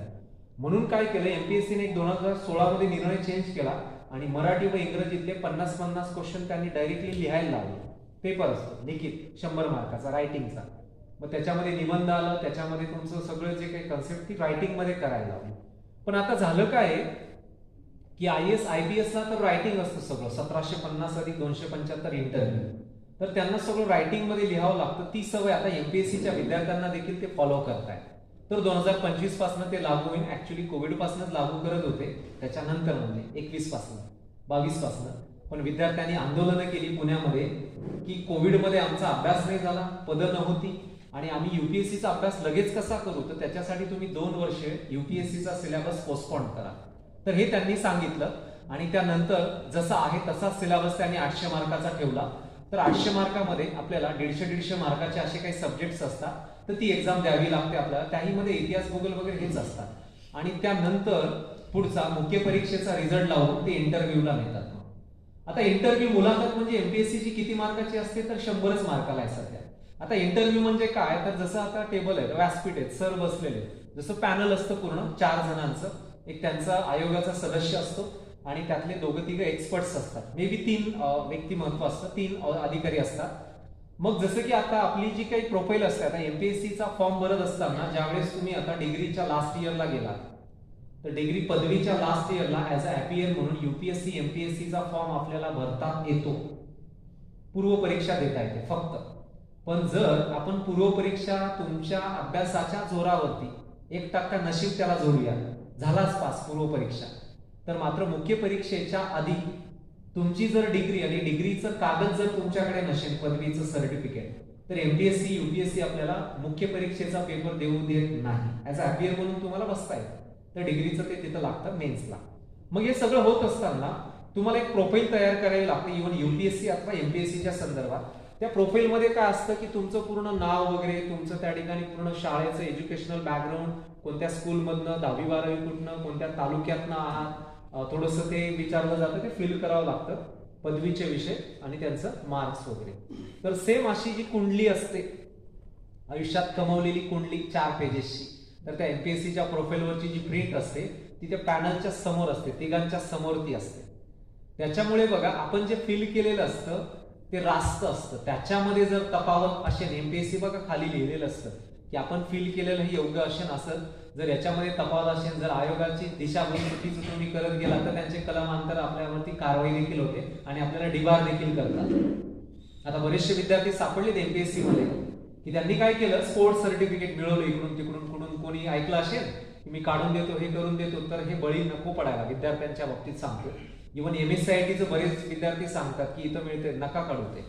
कारण आता झालं काय आहे की प्रत्येक तुम्ही ती तलाठची जी काय एक्झाम असू द्या, पूर्ण व्हेरिफिकेशन केलं जातं. तुम्ही जे डॉक्युमेंट सादर केलेले असतात ते पूर्ण प्रॉपरली व्हेरिफिकेशन होतं, तुमचं पोलीस व्हेरिफिकेशन देखील होतं. कारण आपण बऱ्याच वेळा हे चुकीचं करण्याच्या पद्धतीने जातो आणि महाराष्ट्रात जरी तुम्ही पहिला आलेला असाल तरी तुम्ही डेबार आहात, तुम्हाला पद नाही मिळत आणि एमपीएससी भविष्यात कधीच परीक्षा देऊ देत नाही. त्याच्यामुळे जे रास्ते जे आपल्याला जे माहिती आहे तेच तिथे फिल करायचंय. मग ही पूर्ण प्रोफाईल आपल्या समोर टेबलावरती असते पॅनलच्या.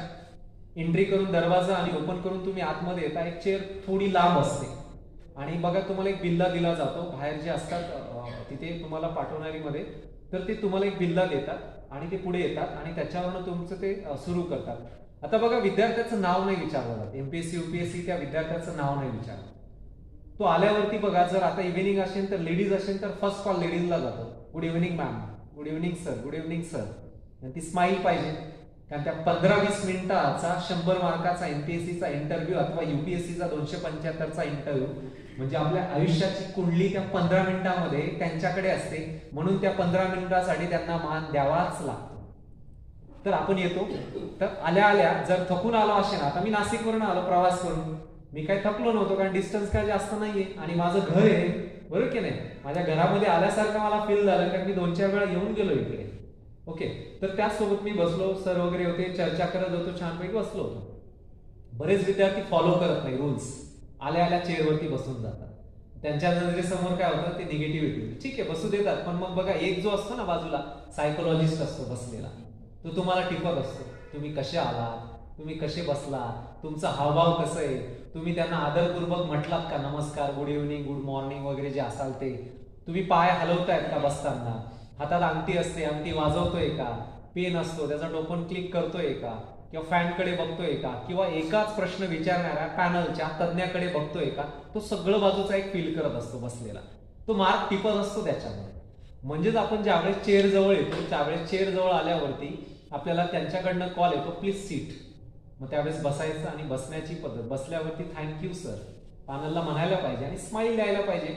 तर बसण्याची पद्धत म्हणजे जर आपण नाशिकवरून बऱ्याच वेळा मुलाखत हे मुंबईला वगैरे होत असतात, अभियांत्रिकीचे वगैरे जे कमी सीट्स असतात त्यांची मुंबईला होतात. एमपीएससीचं जर असेल तर ते कुठे होतं, नाशिकमध्येच घेतात. ते प्रशासकीय जे आपले जे काही हे कार्यालय तिथेच घेतात. पण युपीएससीचं असेल तर ढोलपूर हाऊस दिल्लीला जावं लागतं. मुख्य परीक्षा नाशिक सेंटर आलंय आता मागच्याच 2 वर्षापासून नाशिकला युपीएससीची मुख्य परीक्षा देता येते, नाहीतर तेही नव्हतं, आपल्याला बाहेर मुंबई वगैरे जावं लागतं. ती सुविधा केली आता युपीएससी साठी. ओके, मग सुरू केलं जातं इंटरव्ह्यू की ज्याच्यामध्ये त्यांच्याकडे प्रोफाईल असतं. मग त्यांचा जो सदस्य असतो आयोगाचा त्यांच्याकडनं कॉल जातो, आपलं नाव न सांगता थोडक्यात परिचय करून द्या. पण कुठेही गेलो तर नावापासून आपण सुरुवात करतो. माझं नाव ज्ञानेश्वर राठोड, मी इथनं आलोय, असं आलोय, तसं आलोय. ती आपल्याला हॅबिट असते लहानपणापासून. तर तिथं तारतम्य ठेवून आपल्याला काय विचारलं जातंय आणि एकूण समर्पक आन्सर तिथे थोडक्यात आणि मोजकं बोलायचं असतंय. तर ती सुरुवात केली जाते. मग सांगितलं जातंय की मी दिंडोरी तालुक्यातनं ह्या गावातनं आलोय सर आणि मी नाशिक जिल्ह्याचा रहिवासी, माझा हा जिल्हा. मग हे वगैरे सांगितल्यावरती आपल्या जिल्ह्याचं सांस्कृतिक, ऐतिहासिक, आर्थिक, राजकीय महत्व थोडक्यात विशद करा. आपण काय सांगाल त्याविषयी, त्या कॅन्डिडेटला असा प्रश्न जातो. मग जर तुम्ही अधिकारी होताय तर तुम्हाला सगळ्या क्षेत्राचं नॉलेज पाहिजे. मग ते तुमच्याकडे शेतीचंही नॉलेज पाहिजे. तुम्ही तहसीलदार या पदावरती चॉईस करताय, तुम्ही डीवायएसपी होताय अथवा एखादं कोणतं तरी पद व्हिडिओ मिळवताय. प्रत्येक पदाचं नातं हे शेतीशी आहेच. मग अगदी पोलीस खात्याचा वरिष्ठ अधिकारी येऊ द्या, पण बांधावरनं भांडणं होतात. बांध माहिती पाहिजे, शेत माहिती पाहिजे, पीक माहिती पाहिजे, त्याचा कालावधी माहिती पाहिजे आणि त्यातले ऍक्ट्स माहिती पाहिजे. सीआरपीसी, आयपीसी जे काय असतील आपले सगळे शेती आणि कायदे हे सगळं जर माहिती असेल तर तो पीआय, तो डीवायएसपी चांगली ती गोष्ट हँडल करतो. आणि शेतकऱ्यामध्ये बसणं उठणं असेल तर त्या शब्दामध्ये बरोबर तो जिंकत असतो. कालच आपले माननीय पीआय साहेब इकडे येऊन गेले, त्यांच्या बोलण्यातनं आपल्याला जाणवलंच असेल. तर त्या विद्यार्थ्याला सामाजिक, राजकीय, आर्थिक क्षेत्राचं नॉलेज पाहिजे, कारण जगात भारतात कुठं काय चाललंय ते त्याच्याकडनं काढून घेत असतात. इंटरव्ह्यू म्हणजे काय तर नक्कीच मुलाखत म्हणजे काय तर आपली पर्सनॅलिटी टेस्ट जज केली जाते. यस, की हा विद्यार्थी, हा कॅन्डिडेट या तालुक्याचा, या जिल्ह्याचा, याला चालवण्यासाठी, प्रशासकीय गाडा हाकण्यासाठी हा लायक आहे का, हे जज करण्याचं ते व्यासपीठ असतं. आणि मग सुरुवात होते. मग सांगितलं जातं. आता बऱ्याच वेळा काही कॅन्डिडेट्सना खूप चांगल्या पद्धतीने तयारी करून ते जात असतात. आता आमचा एक विद्यार्थी सतीश म्हणून आहे, पेठचाच होता, सतीश गावी. महाराष्ट्रात त्याच्या त्या कॅटेगरीतनं पहिला आलाय, PSI. त्याने फिजिकल मध्ये 100 पैकी 100 मार्क्स घेतले. आणि बघा PSI तर झालाच झाला, पण PSI होत असताना त्याने मला त्याची नोटबुक आणून दाखवली. सर माझी मुलाखत आहे, माझे 2 मॉक घ्या बसून घेतले आले. पण ज्यावेळेस त्यांनी नोटबुक मला दाखवली, त्या नोटबुकीमध्ये जवळपास 15 ते 20 पेजेस, एक प्रॉपर वे न 15 ते 20 पेजेस नाशिक जिल्ह्याची मुद्देसूद माहिती त्याने ती कलेक्ट केली होती. की नाशिक जिल्ह्यात तालुके किती, नाशिक जिल्ह्याचे कलेक्टर कोण आहेत, महानगरपालिकेचे आयुक्त कोण आहेत, किंवा माझ्या तालुक्याचा तहसीलदार कोण आहे, PI साहेब कोण आहेत, PDO कोण आहेत, किंवा माझ्या तालुक्यातील शेतकऱ्यांचे प्रश्न काय, माझ्या तालुक्याचं हवामान कसं आहे, माझ्या जिल्ह्याचं माझ्या तालुक्याचं सांस्कृतिक किंवा ऐतिहासिक ठिकाणं काय. मग त्यांनी कुंभमेळा विषयक माहिती काढलेली होती. 15 मध्ये झाला, 27 मध्ये होणार आहे, दर 12 वर्षानं का होतो, तर नाशिकचा विद्यार्थी असेल तर कुंभमेळ्यावरती 100% प्रश्न जातो पॅनलचा. मग नाशिकचं ते काढतात, मग ते नेतात आपल्याला 3 ठिकाणी फिरायला. की नाशिकला होतो तर मग भारतात अजून कुठे, हरिद्वार आहे, मग त्यानंतर प्रयागराज आहे, 3 नद्यांचा जिथे गंगा यमुना सरस्वतीचा संगम होतो उत्तर प्रदेशामध्ये, आणि त्याचसोबत मध्य प्रदेशातील शिप्रा नदी जिथे महाकाल उज्जैन इथे देखील होतो. मग हे थोडंसं माहिती पाहिजे. त्यानंतर मग हे सगळं होत असताना एखादा त्या क्षेत्रातला अधिकारी असतो. आता बघा, मुख्य परीक्षेचा ज्यावेळेस आपण फॉर्म भरतो त्यावेळेस बघा तुम्ही पदतालिकेचा क्रम देतात. म्हणजे एखाद्याला जर वर्दीची आवड असेल तर तो DYSP ACP पहिलंच पद देतो. DYSP पोस्ट ही ग्रामीण भागातली 2 तालुक्याचा तो बॉस असतो, आणि ACP assistant commissioner of police हा शहरी भागामध्ये वर्क करत असतो, आणि त्यांचे प्रमोशन्स पुढे असतात. मग जर DYSP जर पोस्ट असेल तर DYSP म्हणजे त्या खात्याशी निगडीत एक अधिकारी त्यांचा बसवलेला असतो. मग तो त्यांना सगळ्या कायद्याविषयी 0FR म्हणजे काय असतं, समन्स म्हणजे कोण, समन्स कोण पाठवतं, किंवा त्यानंतर जे काही अदखलपात्र गुन्हा काय, दखलपात्र गुन्हा काय असतो, 370 आर्टिकल जम्मू आणि काश्मीरला हटवलं ते नेमकं काय आहे, किंवा एखाद्या फाशीची शिक्षा कोण माफ करू शकतं वगैरे वगैरे त्याच्या खात्याशी निगडीत. किंवा DYSPला स्टार किती असतात, पोलिसांची हायरकी सांगा, महाराष्ट्राची DG कोण, पोलीस महासंचालक, सगळे खात्याविषयक प्रश्न त्याला विचारले जाते. मग हे सगळं सांगत असताना इंटरव्ह्यू म्हणजे काय, तर 100 मार्कापैकी 50, 55, 60 मार्क्स देखील विद्यार्थी मिळवतात. आणि ते मार्क्स तुमचे 50-55 मार्क्स कुठे ऍड होतात, ते 800 मार्काचा जो टॉपिक असतो ना मेन्सचा, पूर्व परीक्षेचे मार्क्स तुमच्या फायनल मेरिटसाठी काउंट होत नसतात. अर्थात MPSC UPSC ती फक्त पात्रता फेरी असते. मुख्य परीक्षा 800 मार्क त्याचं मेरिट, आणि इंटरव्ह्यू 100 मार्काचं 900 पैकीचं फायनल मेरिट लावलं जातं. आणि त्यापैकी तुमच्या प्रोफाईलमध्ये तुम्ही मेन्सला जे काही पदतालिकेचा क्रम देतात तर त्याच्यानुसार तुम्हाला पोस्ट अलॉट होतात. पण आपल्या कॅटेगरीला ती पोस्ट नसते, आणि मार्क्स मिळाला तर तुम्हाला क्लास 2 वरती समाधान मानावं लागतं. बरेच विद्यार्थी तेही जॉईन करत नाही. आता आमचाच एक सहकारी नाशिकचे राजेश शिंदे सर, तर त्यांचं 2013 मध्ये सिलेक्शन झालं. 2013 मध्ये असिस्टंट कमांडर झाले, UPSC पोस्ट मिळवली, पण IAS व्हायचं तर ती पोस्ट जॉईन नाही केली त्यांनी. 2000 त्यानंतर 14-15 मध्ये त्या ठिकाणी STI PSI झाले, तीही जॉईन नाही केली त्यांनी. बघा 2015च्या फायनल याच्यामध्ये एक्झाम दिली, MPSCतनं कक्ष अधिकारी झाले, डेस्क ऑफिसर मंत्रालय, कक्ष अधिकारी जॉईन केलं, पण प्रोबेशनरी पिरियड मध्ये सोडून दिलं त्यांनी. ते सोडण्यासाठी 3 लाख भरावे लागले. त्यांचा जो गॅरंटर होतो मी होतो, मला लेटर आलं, हे जॉईन का नाही, हे येत का नाहीये. मग त्यानंतर ते पोस्ट सोडण्यासाठी 3 लाख तो बॉन्ड असतो. कारण होतं काय की शासन त्यांच्या ट्रेनिंगवरती खर्च करतं. आता नवीन रूल आला, ते वसूल करतात त्यांच्याकडनं. PSI असेल कोणताही कॅन्डिडेट आधी नसायचं, आणि एक जागा ती गुंतवून ठेवतात ना, शासनाला पुन्हा ऍड काला, खर्च काला, त्याच्यामुळे ते कॅन्डिडेट कडनं पैसा वसूल केला जातो. त्यांनी ते भरले, आणि पुनश्च आता IAS साठी फाईट चालली. म्हणजे ह्या विद्यार्थ्याचं उदाहरण मी देतोय, किंवा माझा मित्र असेल तर 4-5 ज्या पोस्ट सोडल्यात, कॉन्फिडन्स किती, या प्रमोद चौगुलेला कॉन्फिडन्स किती, 21 मध्ये पहिला येतोय, 22 मध्ये पहिला येतोय, कॉन्फिडन्स किती. म्हणजे एखाद्या विद्यार्थ्याला जो मी त्या परीक्षेचा अभ्यास करतोय तर माझ्याकडे नॉलेज तर पाहिजेच पाहिजे, सहानुभूती पाहिजे, एक कुठेतरी कष्ट चिकाटी, ह्याही सगळ्या गोष्टी पाहिजे, आणि कुठेतरी आपण त्याला लागतो. हे सगळ्या गोष्टीवरून आपल्याला पुढे सरकून ते मिळवता येतं. तर म्हणून इंटरव्ह्यू फायनल आणि 900 पैकी फायनल मेरिट लावलं जातं, आणि तुम्हाला त्या पोस्ट अलॉट केल्या जातात. जर क्लास 1 झालाच तुम्ही डेप्टी कलेक्टर तहसीलदार, तर तुम्हाला एक ट्रेनिंगसाठी यशदा पुण्याला पाठवलं जातं. जर तुम्ही क्लास 2 झालात, म्हणजे माझं जे ट्रेनिंग होतं ते नागपूर वनामतीला झालं होतं. क्लास 2 चे सगळे वनामती नागपूरला पाठवली जातात. हे झालं MPSCच्या बाबतीत. सेम ॲज अ UPSC देता येते, कारण MPSC UPSC 2025 पासून सेम होणार आहे, बदल काहीच नाही. तर UPSCची जी मी MPSCची पूर्वपरीक्षा सांगितली ती सेम UPSCची पूर्वपरीक्षा असते. 200 मार्काचा GS, 200 मार्काचा CSAT. सेम MPSC सारखा UPSCचा देखील पूर्वपरीक्षेचा पेपर असतो, पण मात्र ती ऑल इंडिया असल्यामुळे ती हिंदी आणि इंग्लिश मध्ये होते पूर्वपरीक्षा. MPSC ही कशामध्ये होते, मराठी आणि बायलँग्वेज, त्याला दुसरा प्रश्न दिलेला असतो इंग्लिशमध्ये ट्रान्सलेट करून दिलेला असतो. तर MPSC मराठी इंग्रजीमधनं देता येते बायलँग्वेज आपल्याला. आणि जी UPSC असते ती ऑब्जेक्टिव्ह पहिली पूर्व परीक्षा हिंदी आणि इंग्लिश मधनं देता येते. आता बरेचसे महाराष्ट्रीयन विद्यार्थी आपले असतात, त्यांना हिंदी जड जाते, तर म्हणून भाषावरती देखील प्रभुत्व आपण मिळवायलाच पाहिजे. हिंदी आपल्याला वाचता लिहिता बोलता यायलाच पाहिजे. इंग्लिश देखील, आता इंग्लिशचा काही बाहू करायचा विषय संबंध येत नाही, पण इंग्लिश मात्र थोडंफार का होईना पाहिजे आपल्याला. त्या पदावरती असताना आपल्याला बऱ्याच वेळा जे सेंट्रलचे लेटर असतात ते इंग्लिशमध्ये वगैरे असतात, तुम्हाला ते वाचता यायला पाहिजे, तर ट्रान्सलेट करता यायला पाहिजे थोडंफार का होईना. असं नसतं, तुम्ही मराठीतनं देखील IAS होऊ शकता. आपल्याच महाराष्ट्रातली कितीतरी एक्झाम्पल्स आहेत की जे अन्सार शेख सारखा विद्यार्थी असेल मराठवाड्यात जालना, ज्या विद्यार्थ्यांना वयाच्या 21व्या वर्षी IAS कंप्लीट केलं, म्हणजे IAS पोस्ट मिळवली, वय वर्ष 21 फक्त, आणि ते इंग्लिशचा बाहू नाही केलाय, मराठीतनं UPSC दिली. प्रिलिम्स हिंदी इंग्लिश, मुख्य परीक्षा मराठीतनं दिली, इव्हन मुलाखत देखील UPSC ची मराठीतनं देता येते, त्याने मराठीत दिली. आता सगळे कसं पॅनल तर सगळे इंग्लिश हिंदी मध्ये बसवलेले असतात, पण तुमच्या मदतीला एक बाजूला ट्रान्सलेटर बसवलेला असतो. पॅनल त्याला क्वेश्चन विचारतं, तुम्हाला ट्रान्सलेट करून तुम्हाला विचारलं जातं, तुम्ही त्याला, आणि अशी साखळी असते बघा. म्हणजे ते इंग्लिशचा भाव नाही, इंग्लिशला काही घाबरायचं नाहीये, पण मात्र असंही नव्हे गाफील राहायचं नाहीये. इंग्लिशला जिंकायचं आपल्याला, हिंदीला देखील जिंकायचंय. कारण भारतीय राज्यघटनेमध्ये ज्या 22 लँग्वेजमध्ये आहेत, त्या भारतीय 22 भाषेमध्ये आपली मराठी देखील येते, UPSC मराठीतनं देता येते. तर पूर्व परीक्षा ही 400 मार्काची असते. त्याचसोबत जी मुख्य परीक्षा आहे ती मुख्य परीक्षा थेट 1750 मार्काला असते UPSC ची.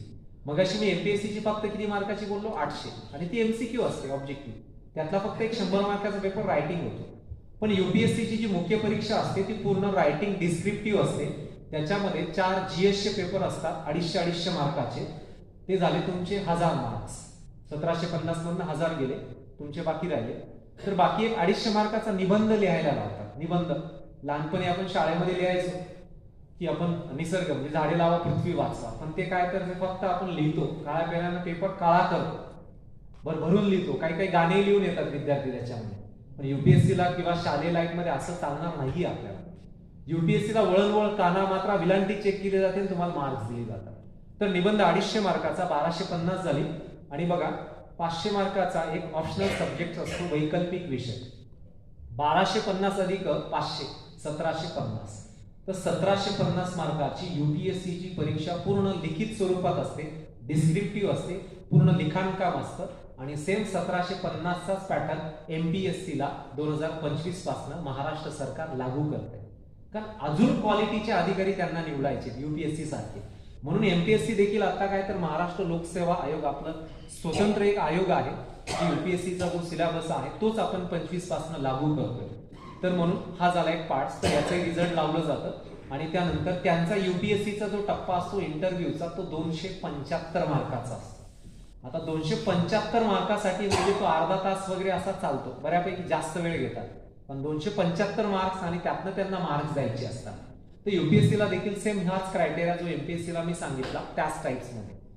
मग MPSC चा आणि UPSC चा मुख्य परीक्षा आणि इंटरव्ह्यू म्हणजे 1750 अधिक 275 ते झालं काउंटिंग 2025. फायनल मेरिट लागतं 2025 पैकी. आणि तुम्ही जे मुख्य परीक्षेला प्रेफरन्स देतात पदांचा, सगळे विद्यार्थी भाप्रसेचाच पहिला प्रेफरन्स देतात कलेक्टर ऍज IAS साठी. आणि बऱ्याचशांना सिंगम बघितलेलं असतं, सरफरोज बघितलेला असतो आणि दबंग बघितलेला असतो आणि त्यांना वर्दीची आवड पहिल्यापासून असते. आणि घरामध्ये जर तसं वातावरण मिळालेलं असेल, आपले भावंड असतील, वडीलधारी व्यक्ती असेल, घरात कोणीतरी पोलीस प्रशासनात आहे, तर नक्कीच त्याला वाटतं की यस माझे वडीलधारी व्यक्ती जर या सेक्टरमध्ये आहेत मी देखील देशाची सेवा करेन. म्हणून काही विद्यार्थी IPS देखील प्रेफरन्स देतात आणि काही दोन्ही न देता IFS देतात, इंडियन फॉरेन सर्व्हिस, भारतीय दूतावास. एक एम्बेसी असते बघा विदेशामध्ये, त्याच्यामध्ये जे आपले IAS ऑफिसर्स काम करतात ही देखील केली जात असतात, तर ती देखील निवडली जात असतात. आणि म्हणून हे सगळं होत असताना मग त्यांचं मेरिट जे असतं IAS सगळ्यात जास्त लागतं कलेक्टरसाठीच. IPS IAS. मग तुमच्या इतर सर्व्हिस असतात, IRS असते, रेव्हेन्यू टॅक्स GST वगैरे अधिकारी जे असतात ना, त्यानंतर रेल्वे सेवा, पोस्टल सेवा, डिफेन्स सेवा, या प्रत्येक अशा पोस्ट असतात. पण असं सांगितलं जातं की जरी UPSC MPSC त्या विद्यार्थ्याला पोस्ट नाही मिळाली, बरेचसं होतं, एज बार होतात काहींना कौटुंबिक अडचणी, हेल्थ साथ देत नाही, त्यावेळेस काहींचं पद राहून जातं. पण मात्र ज्यावेळेस MPSC UPSCचा विद्यार्थी अभ्यास करतो त्याने आयुष्याचं सगळं जिंकलेलं असतं त्यातनं. कारण त्याला कायदे माहिती झालेले असतात अभ्यास करताना, त्याला इतिहास माहिती झालेला असतो, त्याला भूगोल माहिती झालेला असतो, त्याला टेक्नॉलॉजी देखील इस्रो नासा काय चंद्रयान-3 काय तो पटापट बोलतो. 2023 उद्याच संध्याकाळी 6:04 विक्रम लँडर भारत विश्वविक्रम करतोय आणि मून म्हणजे चंद्राच्या दक्षिण ध्रुवावरती जाणारा भारत हा जगातला पहिला देश ठरेल. चंद्रावरती जाणारा तो चौथा देश असेल. पहिला अमेरिका आहे, दुसरा रशिया आहे, तिसरा चीन आहे आणि चौथा जर असेल तर भारत आहे. आणि दक्षिण ध्रुवावरती तर पहिला विजय आपण साकारतो. आणि म्हणून आपली सगळी इस्रोची टीम त्या ठिकाणी काम करेल, अहोरात्र काम करते. तर भारतीय प्रशासकीय सेवेत जे अधिकारी निवडते इस्रोमध्ये देखील निवडली जात असतात. म्हणून उद्या जे आपण एक विश्व विक्रम करतोय तर या सगळ्या गोष्टीचं नॉलेज त्या विद्यार्थ्याला तिथं त्या शिकण्यातनं त्या UPSC MPSCच्या अभ्यासातनं त्यांना कमवलेलं असतं. आणि म्हणून हे सगळं करत असताना कौशल्य विकसित करणं देखील गरजेचं असतं. तुम्ही अभ्यास करा, अभ्यासरूपी होऊ नका, पुस्तकरूपी किडा व्हायचंय आपल्याला, पण त्याच्यासोबत आपण सगळ्यात महत्वपूर्ण आपले कौशल्य जर विकसित केले तर भारतीय प्रशासकीय सेवा किंवा महाराष्ट्र शासनाच्या आपण शासनामध्ये काम करत असताना आपले कौशल्य जर पणाला लावले, तुमच्याकडे पद आहे कौशल्य नसेल तर झिरो आहे. कारण बऱ्याच वेळा शेतकऱ्यांची आंदोलनं चालू होतात, काहीतरी तुमच्या कृषीविषयक आता कांदा हा विषय चिघळलाय महाराष्ट्रात, भारतात कर जो लादला गेलाय एक्सपोर्टसाठी वगैरे तो विषय मोठा आहे आज महाराष्ट्राचा. मग अशा वेळेस जर शेतकरी आंदोलनं करतायत, यस रास्त मागणी त्यांची, ते काबाड कष्ट करतायत, ते करतीलच मुवमेंट आणि शांततेतनं ते करतायत. अशा वेळेस तिथला कायदा व सुव्यवस्थेचा मालक हा कलेक्टर असतो, जिल्हाधिकारी असतो. आता आज रोजी बैठक आहे जिल्हाधिकाऱ्यांसोबत आपल्या शेतकऱ्यांची वगैरे, आज तो न्यूजला होतच झाली आज. तर असं हे सगळं निवडत असताना जर एखाद्या ठिकाणी चळवळीला हिंसक वळण लागलं, बघा शेतकरी नाही करू शकत, पण जर कोणी असं झालंच तर ज्यावेळेस कायदा व सुव्यवस्थेचा जर प्रश्न निर्माण झाला तर तिथल्या तालुक्याचा जो न्यायदंडाधिकारी या नात्याने तहसीलदार आणि ॲज अ PI साहेब असतील किंवा वरिष्ठ म्हणून DYSP असतील यांच्यावरती जबाबदारी वाढत असते. पण बघा एक मावळ पुणे जिल्ह्यात घटना घडली होती, फायरिंग झाली होती शेतकऱ्यांच्यावरती. थोडंसं चुकीचं होतं. असं काय केलं जातं की बऱ्याच वेळा फायरिंगच्या आधी जर IPS ला फायरिंग करायचा अधिकार असतो, राज्यघटनेने दिलाय, पण त्याला काही टर्म्स पण दिल्या आहेत. कोणत्याही आरोपीला पकडण्यासाठी त्याला मारहाण पोलिसांकडनं केली जाऊ शकत नाही. त्याला तात्काळ त्या कालावधीमध्ये न्यायाधीशांच्या समोर उभं करावं लागतं, हे भारतीय राज्यघटना सांगते. तर तिथे देखील ऍक्ट असा सांगतो की एखाद्या SP ला डायरेक्टली फायरिंग करायचा अधिकार नाहीये, पण कधी केलं जाऊ शकतो जर समोरून एखाद्या अतिरेकी असतील त्यांच्याकडनं जर पटापट फायरिंग होते तर तात्काळ त्यांना फायरिंग करण्याचं राज्यघटना काय तर अनुमती देते, आपला कायदा देतो. पण एखाद्या वेळेस शेतकऱ्यांच्या शांततेतली मुवमेंट आहेत, अशा वेळेस फायरिंग झालं ते नाही करतायत, पण करायची असेल ती सिच्युएशन कशी, तर अशा वेळेस माननीय जिल्हाधिकारी साहेबांची परमिशन लागते. कारण त्या जिल्ह्याचा न्यायदंडाधिकारी कोण असतो, कलेक्टर असतो आणि ते पद UPSCतनं भरलं जातं.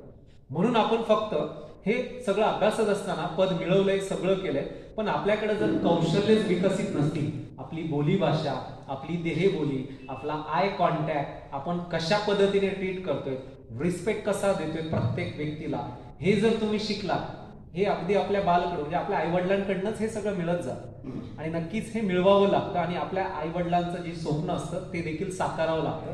कारण या कौशल्यातनं देखील भरपूर असं आहे करण्यासारखं. तर म्हणून विद्यार्थी मित्रो, आजचा जो काही स्पर्धा परीक्षा आणि करिअर मार्गदर्शन जे शिबिर होतं त्यातलं जे काही तिसरं पुष्प आहे, तर हे सगळं करत असताना मी पालकांना, माझ्या वडीलधाऱ्या व्यक्तींना देखील मी हेच सांगू शकतो की आपला पाल्य ज्या शाखेला जातोय त्याला जाऊ द्या, पण त्याला एखाद्या एक्सपर्टकडे न्या. एक्सपर्टकडे नेऊनच त्याचा रस्ता चॉईस करा. तो सांगतोय म्हणून लगेच त्याच्यावरती ट्रस्ट नका करू, कारण त्याची बुद्धी तेवढी परिपक्व त्या 10वीच्या वर्षामध्ये नसते. त्याच्यामुळे त्याला जगाचं आणि बाहेर कोणत्या विषयाला नॉलेज काय हे त्याला परिपक्व नसतं. आपण आपल्या घरातनं कोणी असेल एखादा मार्गदर्शक किंवा एखादा एक्सपर्ट असेल त्या क्षेत्रातला, तर करिअर सोहळे बरेचसे असतात किंवा न्यूजमध्ये येतात किंवा मॅगझिनमध्ये येतात, किंवा अशा व्यक्तीकडे नेणं आणि त्याला ते सगळं करून देणं. आता माझ्या भाच्याचं मी उदाहरण देईन. 12 पास झाला KTHM कॉलेजमधून, त्याला जायचं होतं मेडिकलकडे. आता मेडिकलकडे जात असताना त्याचा तोच कल होता. मी त्याला सगळ्या ब्रांचेस सांगितल्या, तर माझ्यासोबत तो शनिवारी रविवारी माझ्यासोबत असतो. तो माझे विद्यार्थी असतील, महाराष्ट्र पोलीस अकॅडमी असतील, तो मामा मला चला घेऊन, मी घेऊन जातो त्याला, मी नॉलेज काहीच देत नाही. फक्त त्याला एन्व्हायरमेंट दाखवतो, कारण 10वीचं वर्ष होतं, 12वी लगेच शिकवायला गेलो सगळं बाउन्स होईल त्याचं, कारण त्याला अजून डिग्री करायची. सो त्याचं मेडिकल निवडलं, तर मी त्याला निवडलं की कोटा. त्याचं चाललं होतं की मामा चांगला क्लास आहे, माझे 2-3 मित्र त्यातनं त्यांचा स्कोर आला, सिलेक्ट झाले. म्हटलं ठीक आहे, हरकत नाही. कोट्याला ऍडमिशन केलं मागच्या महिन्यात नीटसाठी. पहिल्या टेस्टमध्ये चांगले मार्क्स आले त्याला. फॉलोअप घेतला, मी लगेच गेलो फॉलोअप. त्यांच्या शिक्षकांबरोबर मी संवाद साधला, कारण मी त्या फील्डमध्ये असल्यामुळे मला चांगलं माहिती. मी त्याला ओळखून आणि समोरच्या शिक्षकांची देखील मी माझ्या भाषेमध्ये संवाद साधला, कारण नस सापडते बरोबर त्या विद्यार्थ्याची. तो जर एक्सपर्ट, तो मार्गदर्शक त्या क्षेत्रातला असेल तर हे महत्वाचं उदाहरण देण्यामागचा दृष्टिकोन तोच आहे की एक मेडिकल फील्ड निवडतोय तर त्याचा एक उतुंग त्यातला अभ्यास वेळोवेळी आपण चेक करायला पाहिजे की माझा विद्यार्थी, माझा मुलगा आज रोजी कॉलेजमध्ये गेला, आज गेला का खरंच, त्याची अटेंडन्स आहे का, एखाद्या क्लासमध्ये गेला तर आहे का. तर आमच्याकडे बरेच विद्यार्थी येतात, आम्ही पालकांना संबोधित करतो, पालकांना सांगतो याचा स्कोर असा येतोय किंवा हा दांडी मारतोय, आम्ही डायरेक्टली कळतो. आमची आद्य जबाबदारी पालकत्व स्वीकारलेलं असतं त्या विद्यार्थ्यांचं, कारण कुठेतरी टर्निंग पॉईंट असतो. तर हे आपण जज करायला पाहिजे आपला विद्यार्थी काय करतोय, कशा पद्धतीने अभ्यास करतोय. तर हे आपलं देखील काम आहे. तर म्हणून स्पर्धा परीक्षा आणि करिअर आजचा जो विषय होता, आणि त्याच्यामध्ये आपण सगळे विद्यार्थी, माझे वडीलधारी व्यक्ती या ठिकाणी आहेत. तर आपल्या विद्यार्थ्याला भावी करिअर निवडण्यासाठी आपली मोलाची साथ लागतेच. अगदी जन्मापासून आपण त्याला सपोर्ट करत असतो. तर त्याच्या अगदी त्या एखाद्या एक्झाम, डिग्री असेल, पदव्युत्तर असेल किंवा स्पर्धा परीक्षा असतील, प्रत्येक टप्प्यावरती अभ्यास करत असताना नक्कीच त्याला मदत करा, आणि एक्सपर्ट असतील तर त्याची नक्की मदत घ्या. आणि म्हणून आजच्या या महत्वाच्या विचारधन व्याख्यानमाला जी तिसरं असतं पुष्पाट, याच्यामध्ये मी नक्कीच आवाहन करेन, आवाहन म्हणण्यापेक्षा मी मदतीचं एक शब्द त्या ठिकाणी बोलीन की आपले कोणीही पाल्ले असतील, आपल्या जवळचे असतील, आपल्या फॅमिलीतले असतील, की ज्याला वाटतंय नक्कीच की 12वी नंतर पुढचं करिअर जर असेल, किंवा मला खरंच त्या विद्यार्थ्याला वाटतं की मला स्पर्धा परीक्षेचा अभ्यास करायचा आहे, तर नक्कीच हक्काने कधीही मला सांगा. माझा नंबर सरांच्याकडे आहे. तर तो नंबर घ्या, कॉल करा, कधीही मोफत मी सल्ला देईन त्या विद्यार्थ्याला, आणि त्या विद्यार्थ्याला वेळ देण्याचा मी जास्तीत जास्त प्रयत्न करीन. किंवा माझी जी टीम आहे त्या टीम एक्सपर्ट्स असतील, कारण आमच्या टीममध्ये काही इंजिनिअरिंग फॅकल्टी पण आहेत जे बघा सिव्हिल इंजिनिअरिंगचा विद्यार्थी असेल त्याला ते हेल्प करत असतात, मेडिकलचा असेल त्याला ते हेल्प करत असतात, किंवा एखादा वेगळ्या याच्यातनं एज्युकेशन मध्ये असेल तर त्यातला एक्सपर्ट आमच्या पूर्ण टीम मध्ये अवेलेबल आहे. तर त्या सगळ्यांची आपण मदत घ्यावी. आमची पूर्ण टीम तुमच्या विद्यार्थ्याला मदत करायला तयार आहे.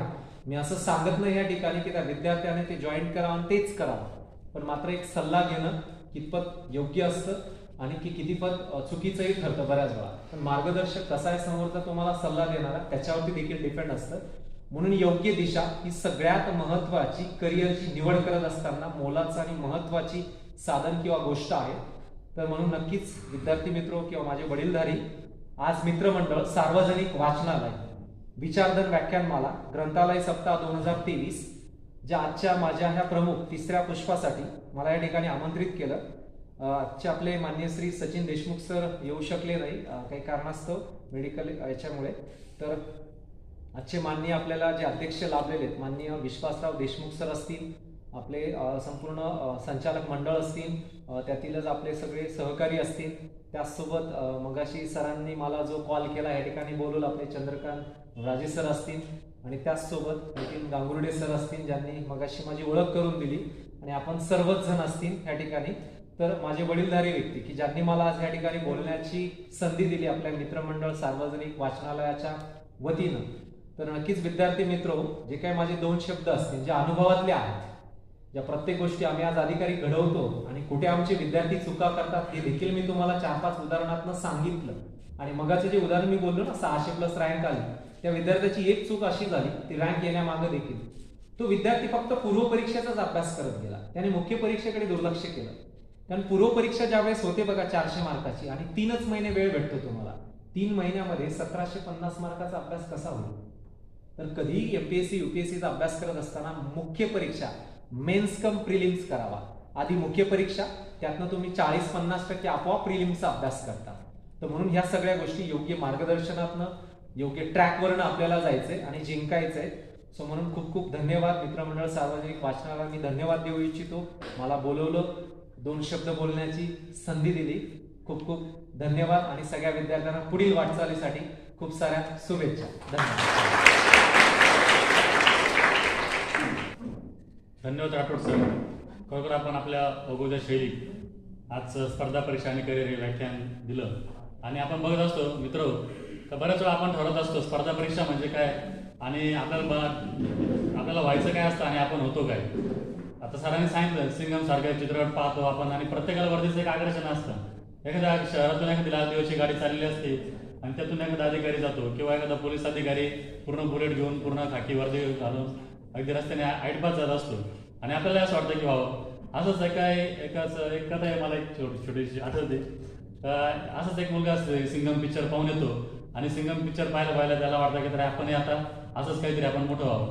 तो देवाला विनंती करतो की देवा मला असं कर का मला एक लाल देवाची गाडी दे, एक भली मोठी गाडी दे आणि त्याच्यानंतर एक भरलेली पैशांची बॅग दे आणि खूप साऱ्या मुली सुद्धा गाडीत असू दे अशी तो देवाला विनंती करतो आणि देव म्हणतो ठीक आहे चल काय हरकत नाही जात असतो.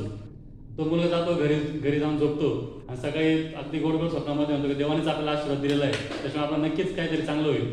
आणि सकाळी त्याला पोस्टमन येतो आणि तो पोस्टमन त्याच्याकडे एक ऑर्डर ठेवतो. ती ऑर्डर असते बस कंडक्टरची. कारण की बऱ्याच वेळा असं असतं की आयुष्यामध्ये असे अनेक प्रसंग घडत असतात आपण ठरवतो वेगळं आणि होतं वेगळं. म्हणून यांना प्रचंड कष्ट आवश्यक असतात, प्रचंड अभ्यास आवश्यक असतो आणि या अभ्यासाला जोड असते ती कॅटलिस्ट म्हणून आपल्या राठोड सरांसारख्या गुरूंची. म्हणून जोरदार टाळ्या आपण राठोड सरांसाठी. आणि त्यांच्या करिअर अकॅडमीमधून 27 मुलं PSI झाले. ही काही साधी गोष्ट नव्हे. कारण की आपण पाहतो की एक साधी नोकरी क्लर्कची जरी नोकरी मिळवायची असेल तर ती मिळवण्यासाठी किती कष्ट करावे लागतात. परंतु राठोड सर आपल्यासारखा उत्तम मार्गदर्शक असेल की अधिकारी घडतील. आपण सुद्धा अजूनही प्रयत्न करत आहे. ही सुद्धा एक विशेष उल्लेखनीय गोष्ट आहे की आपण सुद्धा थांबले नाही. थांबला तो संपतो त्याप्रमाणे आपण सुद्धा थांबले नाही आणि आपण सातत्याने प्रयत्न करत आहात. ही आम्ही आपल्या पुढील वाटचालीसाठी मित्रमंडळ वाचनाच्या वतीने मी शुभेच्छा व्यक्त करतो. या कार्यक्रमासाठी आपल्या RCC जिल्हा संघटक माननीय संतोषजी कोंड येथे उपस्थित झाले. त्यांचं मी चंद्रकांत राजे यांना विनंती करतो त्यांनी स्वागत करावं. गाडी वाढवली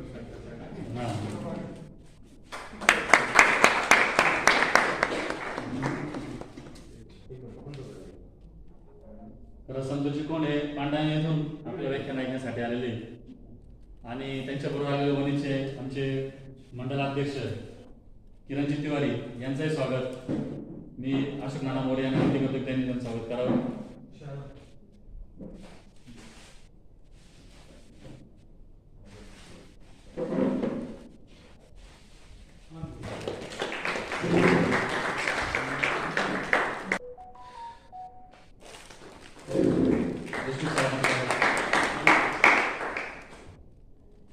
दीपकजी बोराळे सर यांचंही स्वागत.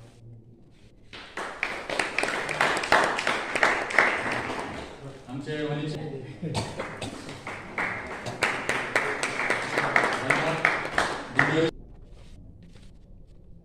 की विद्यार्थ्यांपेक्षा पाल्य असं राहील. आता आमची नातू आहे, बाळासाहेब असो आम्ही असो, काहींची मुलं आहेत, काही नातू आहेत आणि आपलं कर्तव्य करताना आता दुधापेक्षा साईवर जास्त जीव राहतो. भविष्याच्या दृष्टीनं तांबाट्याचं रोप आपण कसंही पेरतो पण तांबाट्याचा रोप लावल्यानंतर म्हणजे दायवी. जशी आपण शेतकरी आहोत तिथून त्या रोपाला जपायची सुरुवात होते. मी राठोड साहेबांचं स्वागत करतो. मग त्याच्यावर करप्या यायला नाही पाहिजे, त्याच्यावर रोग नाही आला पाहिजे, त्याचा फळ लागोपर्यंत तार ओढोपर्यंत मग तो माल हा जिल्ह्यातली महाराष्ट्रात आला पाहिजे. तसं हे 10वीचा नंबर आहे. 10वी नंतर 12वी आणि मुलं अज्ञान असतात. मुलांची त्या वेळेचा प्रभाव जो राहतो एक तर बाजावर जाईल किंवा ह्या कलाटमध्ये आणि ह्या दृष्टिकोनातून आपल्या सुना आपल्या मुलांना ह्या शैक्षणिकदृष्ट्यात मी तो गावीचं नाव घेतलं तरी पेठचा ट्रायबलचा माणूस आजही महाराष्ट्र शासन असो का सरकार असो, UPS पर्यंत जाताना किंवा त्याच्या शिक्षणाला आदिवासी विकास किंवा त्या विभागाकडून कर्ज दिलं जातं. 20 लाख रुपये लागतात, 50 लाख रुपये ते शिक्षणाला. डॉक्टर होतात, पैसे लागतात. सरकार तत्पर आहे, पण त्याचा फायदा घेण्याचा सुद्धा आपण उपयोग केला पाहिजे. माझ्या समोर नामदार जिरवांसमोर गेल्या 10-5 वर्षात फॉरेनला आम्ही लोक पाठवले, पैसे परदेशात शिक्षणाला पाठवले. तो मुलगा ओमामाला गेला. ओमामाला सांगितलं, साहेब तो म्हणजे डायरेक्ट ओमामाकडे भेटला. ते आदिवासी होते, हा आदिवासी होता. तो जाऊन तिथे भेटला. हे धाडस आपण भविष्यात केलं पाहिजे. आपण आज विसरलो, मुलांचं काम चालतंय, पोरं शाळेत पाठवायचे म्हणून पाठवायचे, आश्रम शाळेत शिकवायचे, संस्था काढायच्या, कार गाड्यात न्यायचे आणि अभ्यास करायला लावायचा. पण शिक्षणाचा विभाग झाल्यानंतर दुसरा ट्युशनचा विद्यापीठ असं ना, लोक क्लासचा राग करतात सर, पण क्लासमध्ये 10 का 20 मुलांचा जेव्हा क्लास घेतला जातो, ते त्यांना जी बुद्धी देतात 1.5 तासाची, त्याच्यात चार्जिंग होते. हाय 10वी-11वी नंतर लढू द्या ना. आणि जसे जसं आपण दिसते हे झेंडे जाऊ द्या, झेंडा घेऊ कोणाचा काही घेणे नाही आपल्याला. पण सामाजिक कारण, समाजाच्या दृष्टीनं जर एखादा एसीचा असतो, मराठी समाजाचा असतो, आदिवासी असो, ब्राह्मण असो, कोणत्याही समाजाचा असो, तो मुलगा जर आपल्या घेरला आणि आपल्याला आवडला तर राठोड साहेब आता आमचा त्रास सुरू झाला 100% झाला. मी 100% झालो का त्रास द्यायचं कामच ते. कारण आम्ही आवडले ना, तुमचं सगळं मी शांतता 10 मिनिटं ऐकत होतो. आता आमचा त्रास तुम्हाला वाटतो 100%. आम्ही आता ठरवलं काय व्हायचं होईल.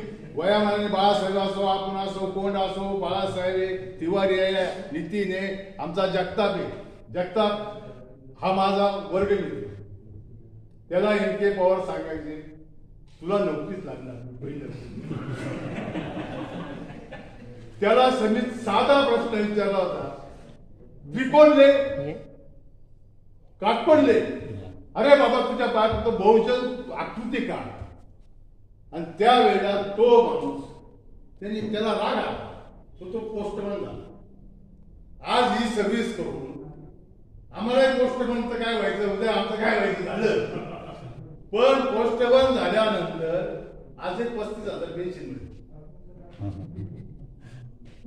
घरच्या जीवनामध्ये माणसं.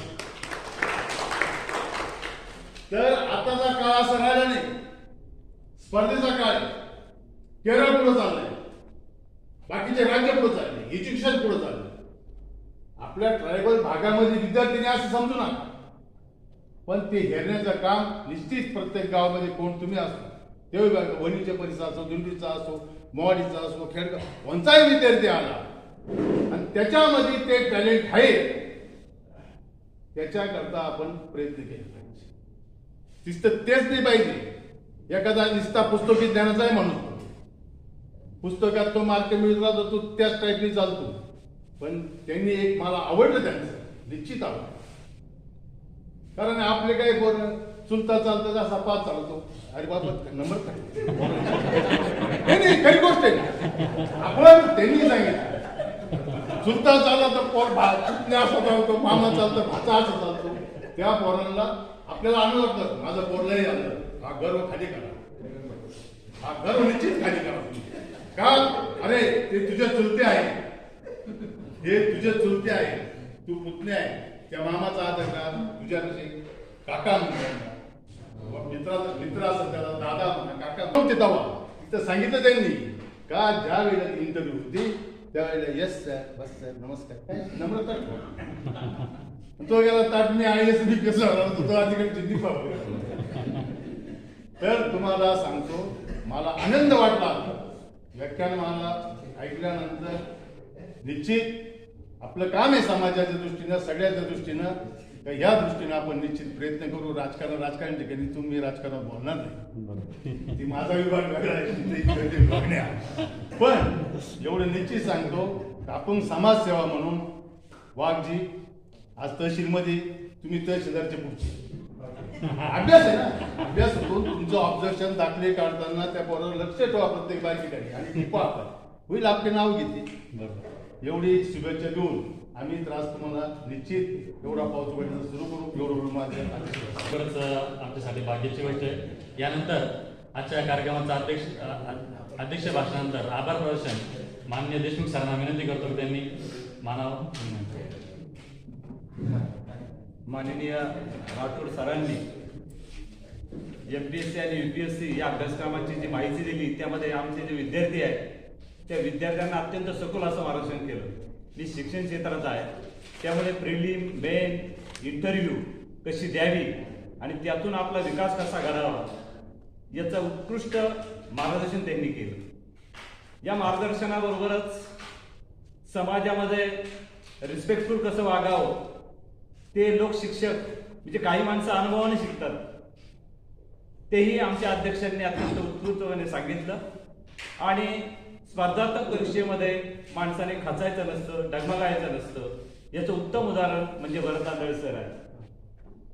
ज्यांनी असं म्हटलं की अपयशी यशाची पहिली पायरी असते, पण ते असं म्हणतात पुढे की अपयशाने मी तर अपयशाचा पुरा जिनाच सोडून गेलो. त्यांनी आषाढी कार्तिकीचा उल्लेख केला, ते त्यांचं एक उत्कृष्ट उदाहरण आहे. त्या इन्कम टॅक्सचे कमिशनर आहे. हे सर्व जर बघितलं, आता मला आभार प्रदर्शनाला बोलवलेलं आहे, त्यामुळे मी थोडक्यात आवडतो आणि थोडक्यात त्याचं आठवतं फक्त एकच सार सांगतो की एखादा गुरु जर चांगला मिळाला तर तो गुरु खूप चांगल्या एकलव्याला घडवतो. हे त्यांचं उत्कृष्ट उदाहरण म्हणजे अविनाश धर्माधिकारी सर आणि बाम सर हे दोन जे प्रशिक्षक आहेत, खऱ्या अर्थानं मार्गदर्शक गुरु आहेत, ते त्यांना मिळाले आणि त्यातून यांचं व्यक्तिमत्व घडलेलं आहे. शेवटी experience is more important than education असं म्हटलं जातं आणि त्यांनी ते ज्ञानाचं एक उत्तम उदाहरण त्यांच्यामध्ये आहे. दुसरी गोष्ट, शाखा कोणती असो त्याच्यामध्ये टॉप वेगळाच असतो, तो सर्वोच्च असतो. मग ते कला असो, कॉमर्स असो किंवा विज्ञान असो किंवा इंजिनिअरिंग असो किंवा मेडिकल असो, there is always room at the top. हे सुद्धा त्यांच्या भाषणातून दिसून आलं. सर आमच्या विद्यार्थ्यांना खऱ्या अर्थानं ग्रामीण आदिवासी तालुका असलेल्या विभागामध्ये अत्यंत चांगलं सखोल मार्गदर्शन होणं गरजेचं होतं आणि ते तुमच्या रूपाने इथे झालेलं आहे. त्यामुळे खऱ्या अर्थानं या दिंडोरीकरांना याच्यातून प्रेरणा घेऊन एखादा पुन्हा यतीश देशमुख नंतर 159 रँक IPSची या विद्यार्थ्यांनी मिळवलेली आहे आणि तो गडचिरोलीमध्ये आता IPS अधिकारी आहे. तर त्यानंतर पुन्हा एकदा असा एक पताका तिथे लागेल.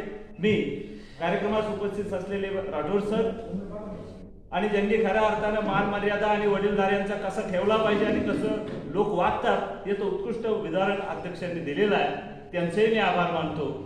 आणि वाचनालयाचे संचालक, अध्यक्ष आणि सर्वांच्या वतीने मी या संपूर्ण प्रमुख पाहुण्यांचे आभार मानतो. आणि गावातील सर्व जे ज्येष्ठ श्रेष्ठ मंडळी आहेत, माननीय बाळासाहेबचे जाधव काका आहेत, तुषार वाघजे आहेत, आमचे नाना आहेत, या सर्वांचं खऱ्या अर्थानं मार्गदर्शन या संपूर्ण ज्यांची धुरा या संपूर्ण कार्यक्रमाची धुरा एक हाती जे सांभाळतात ते चंद्रकांतजी राजे, या सर्वांचं आम्ही गावकऱ्यांच्या वतीनं सुद्धा आभार मानतो.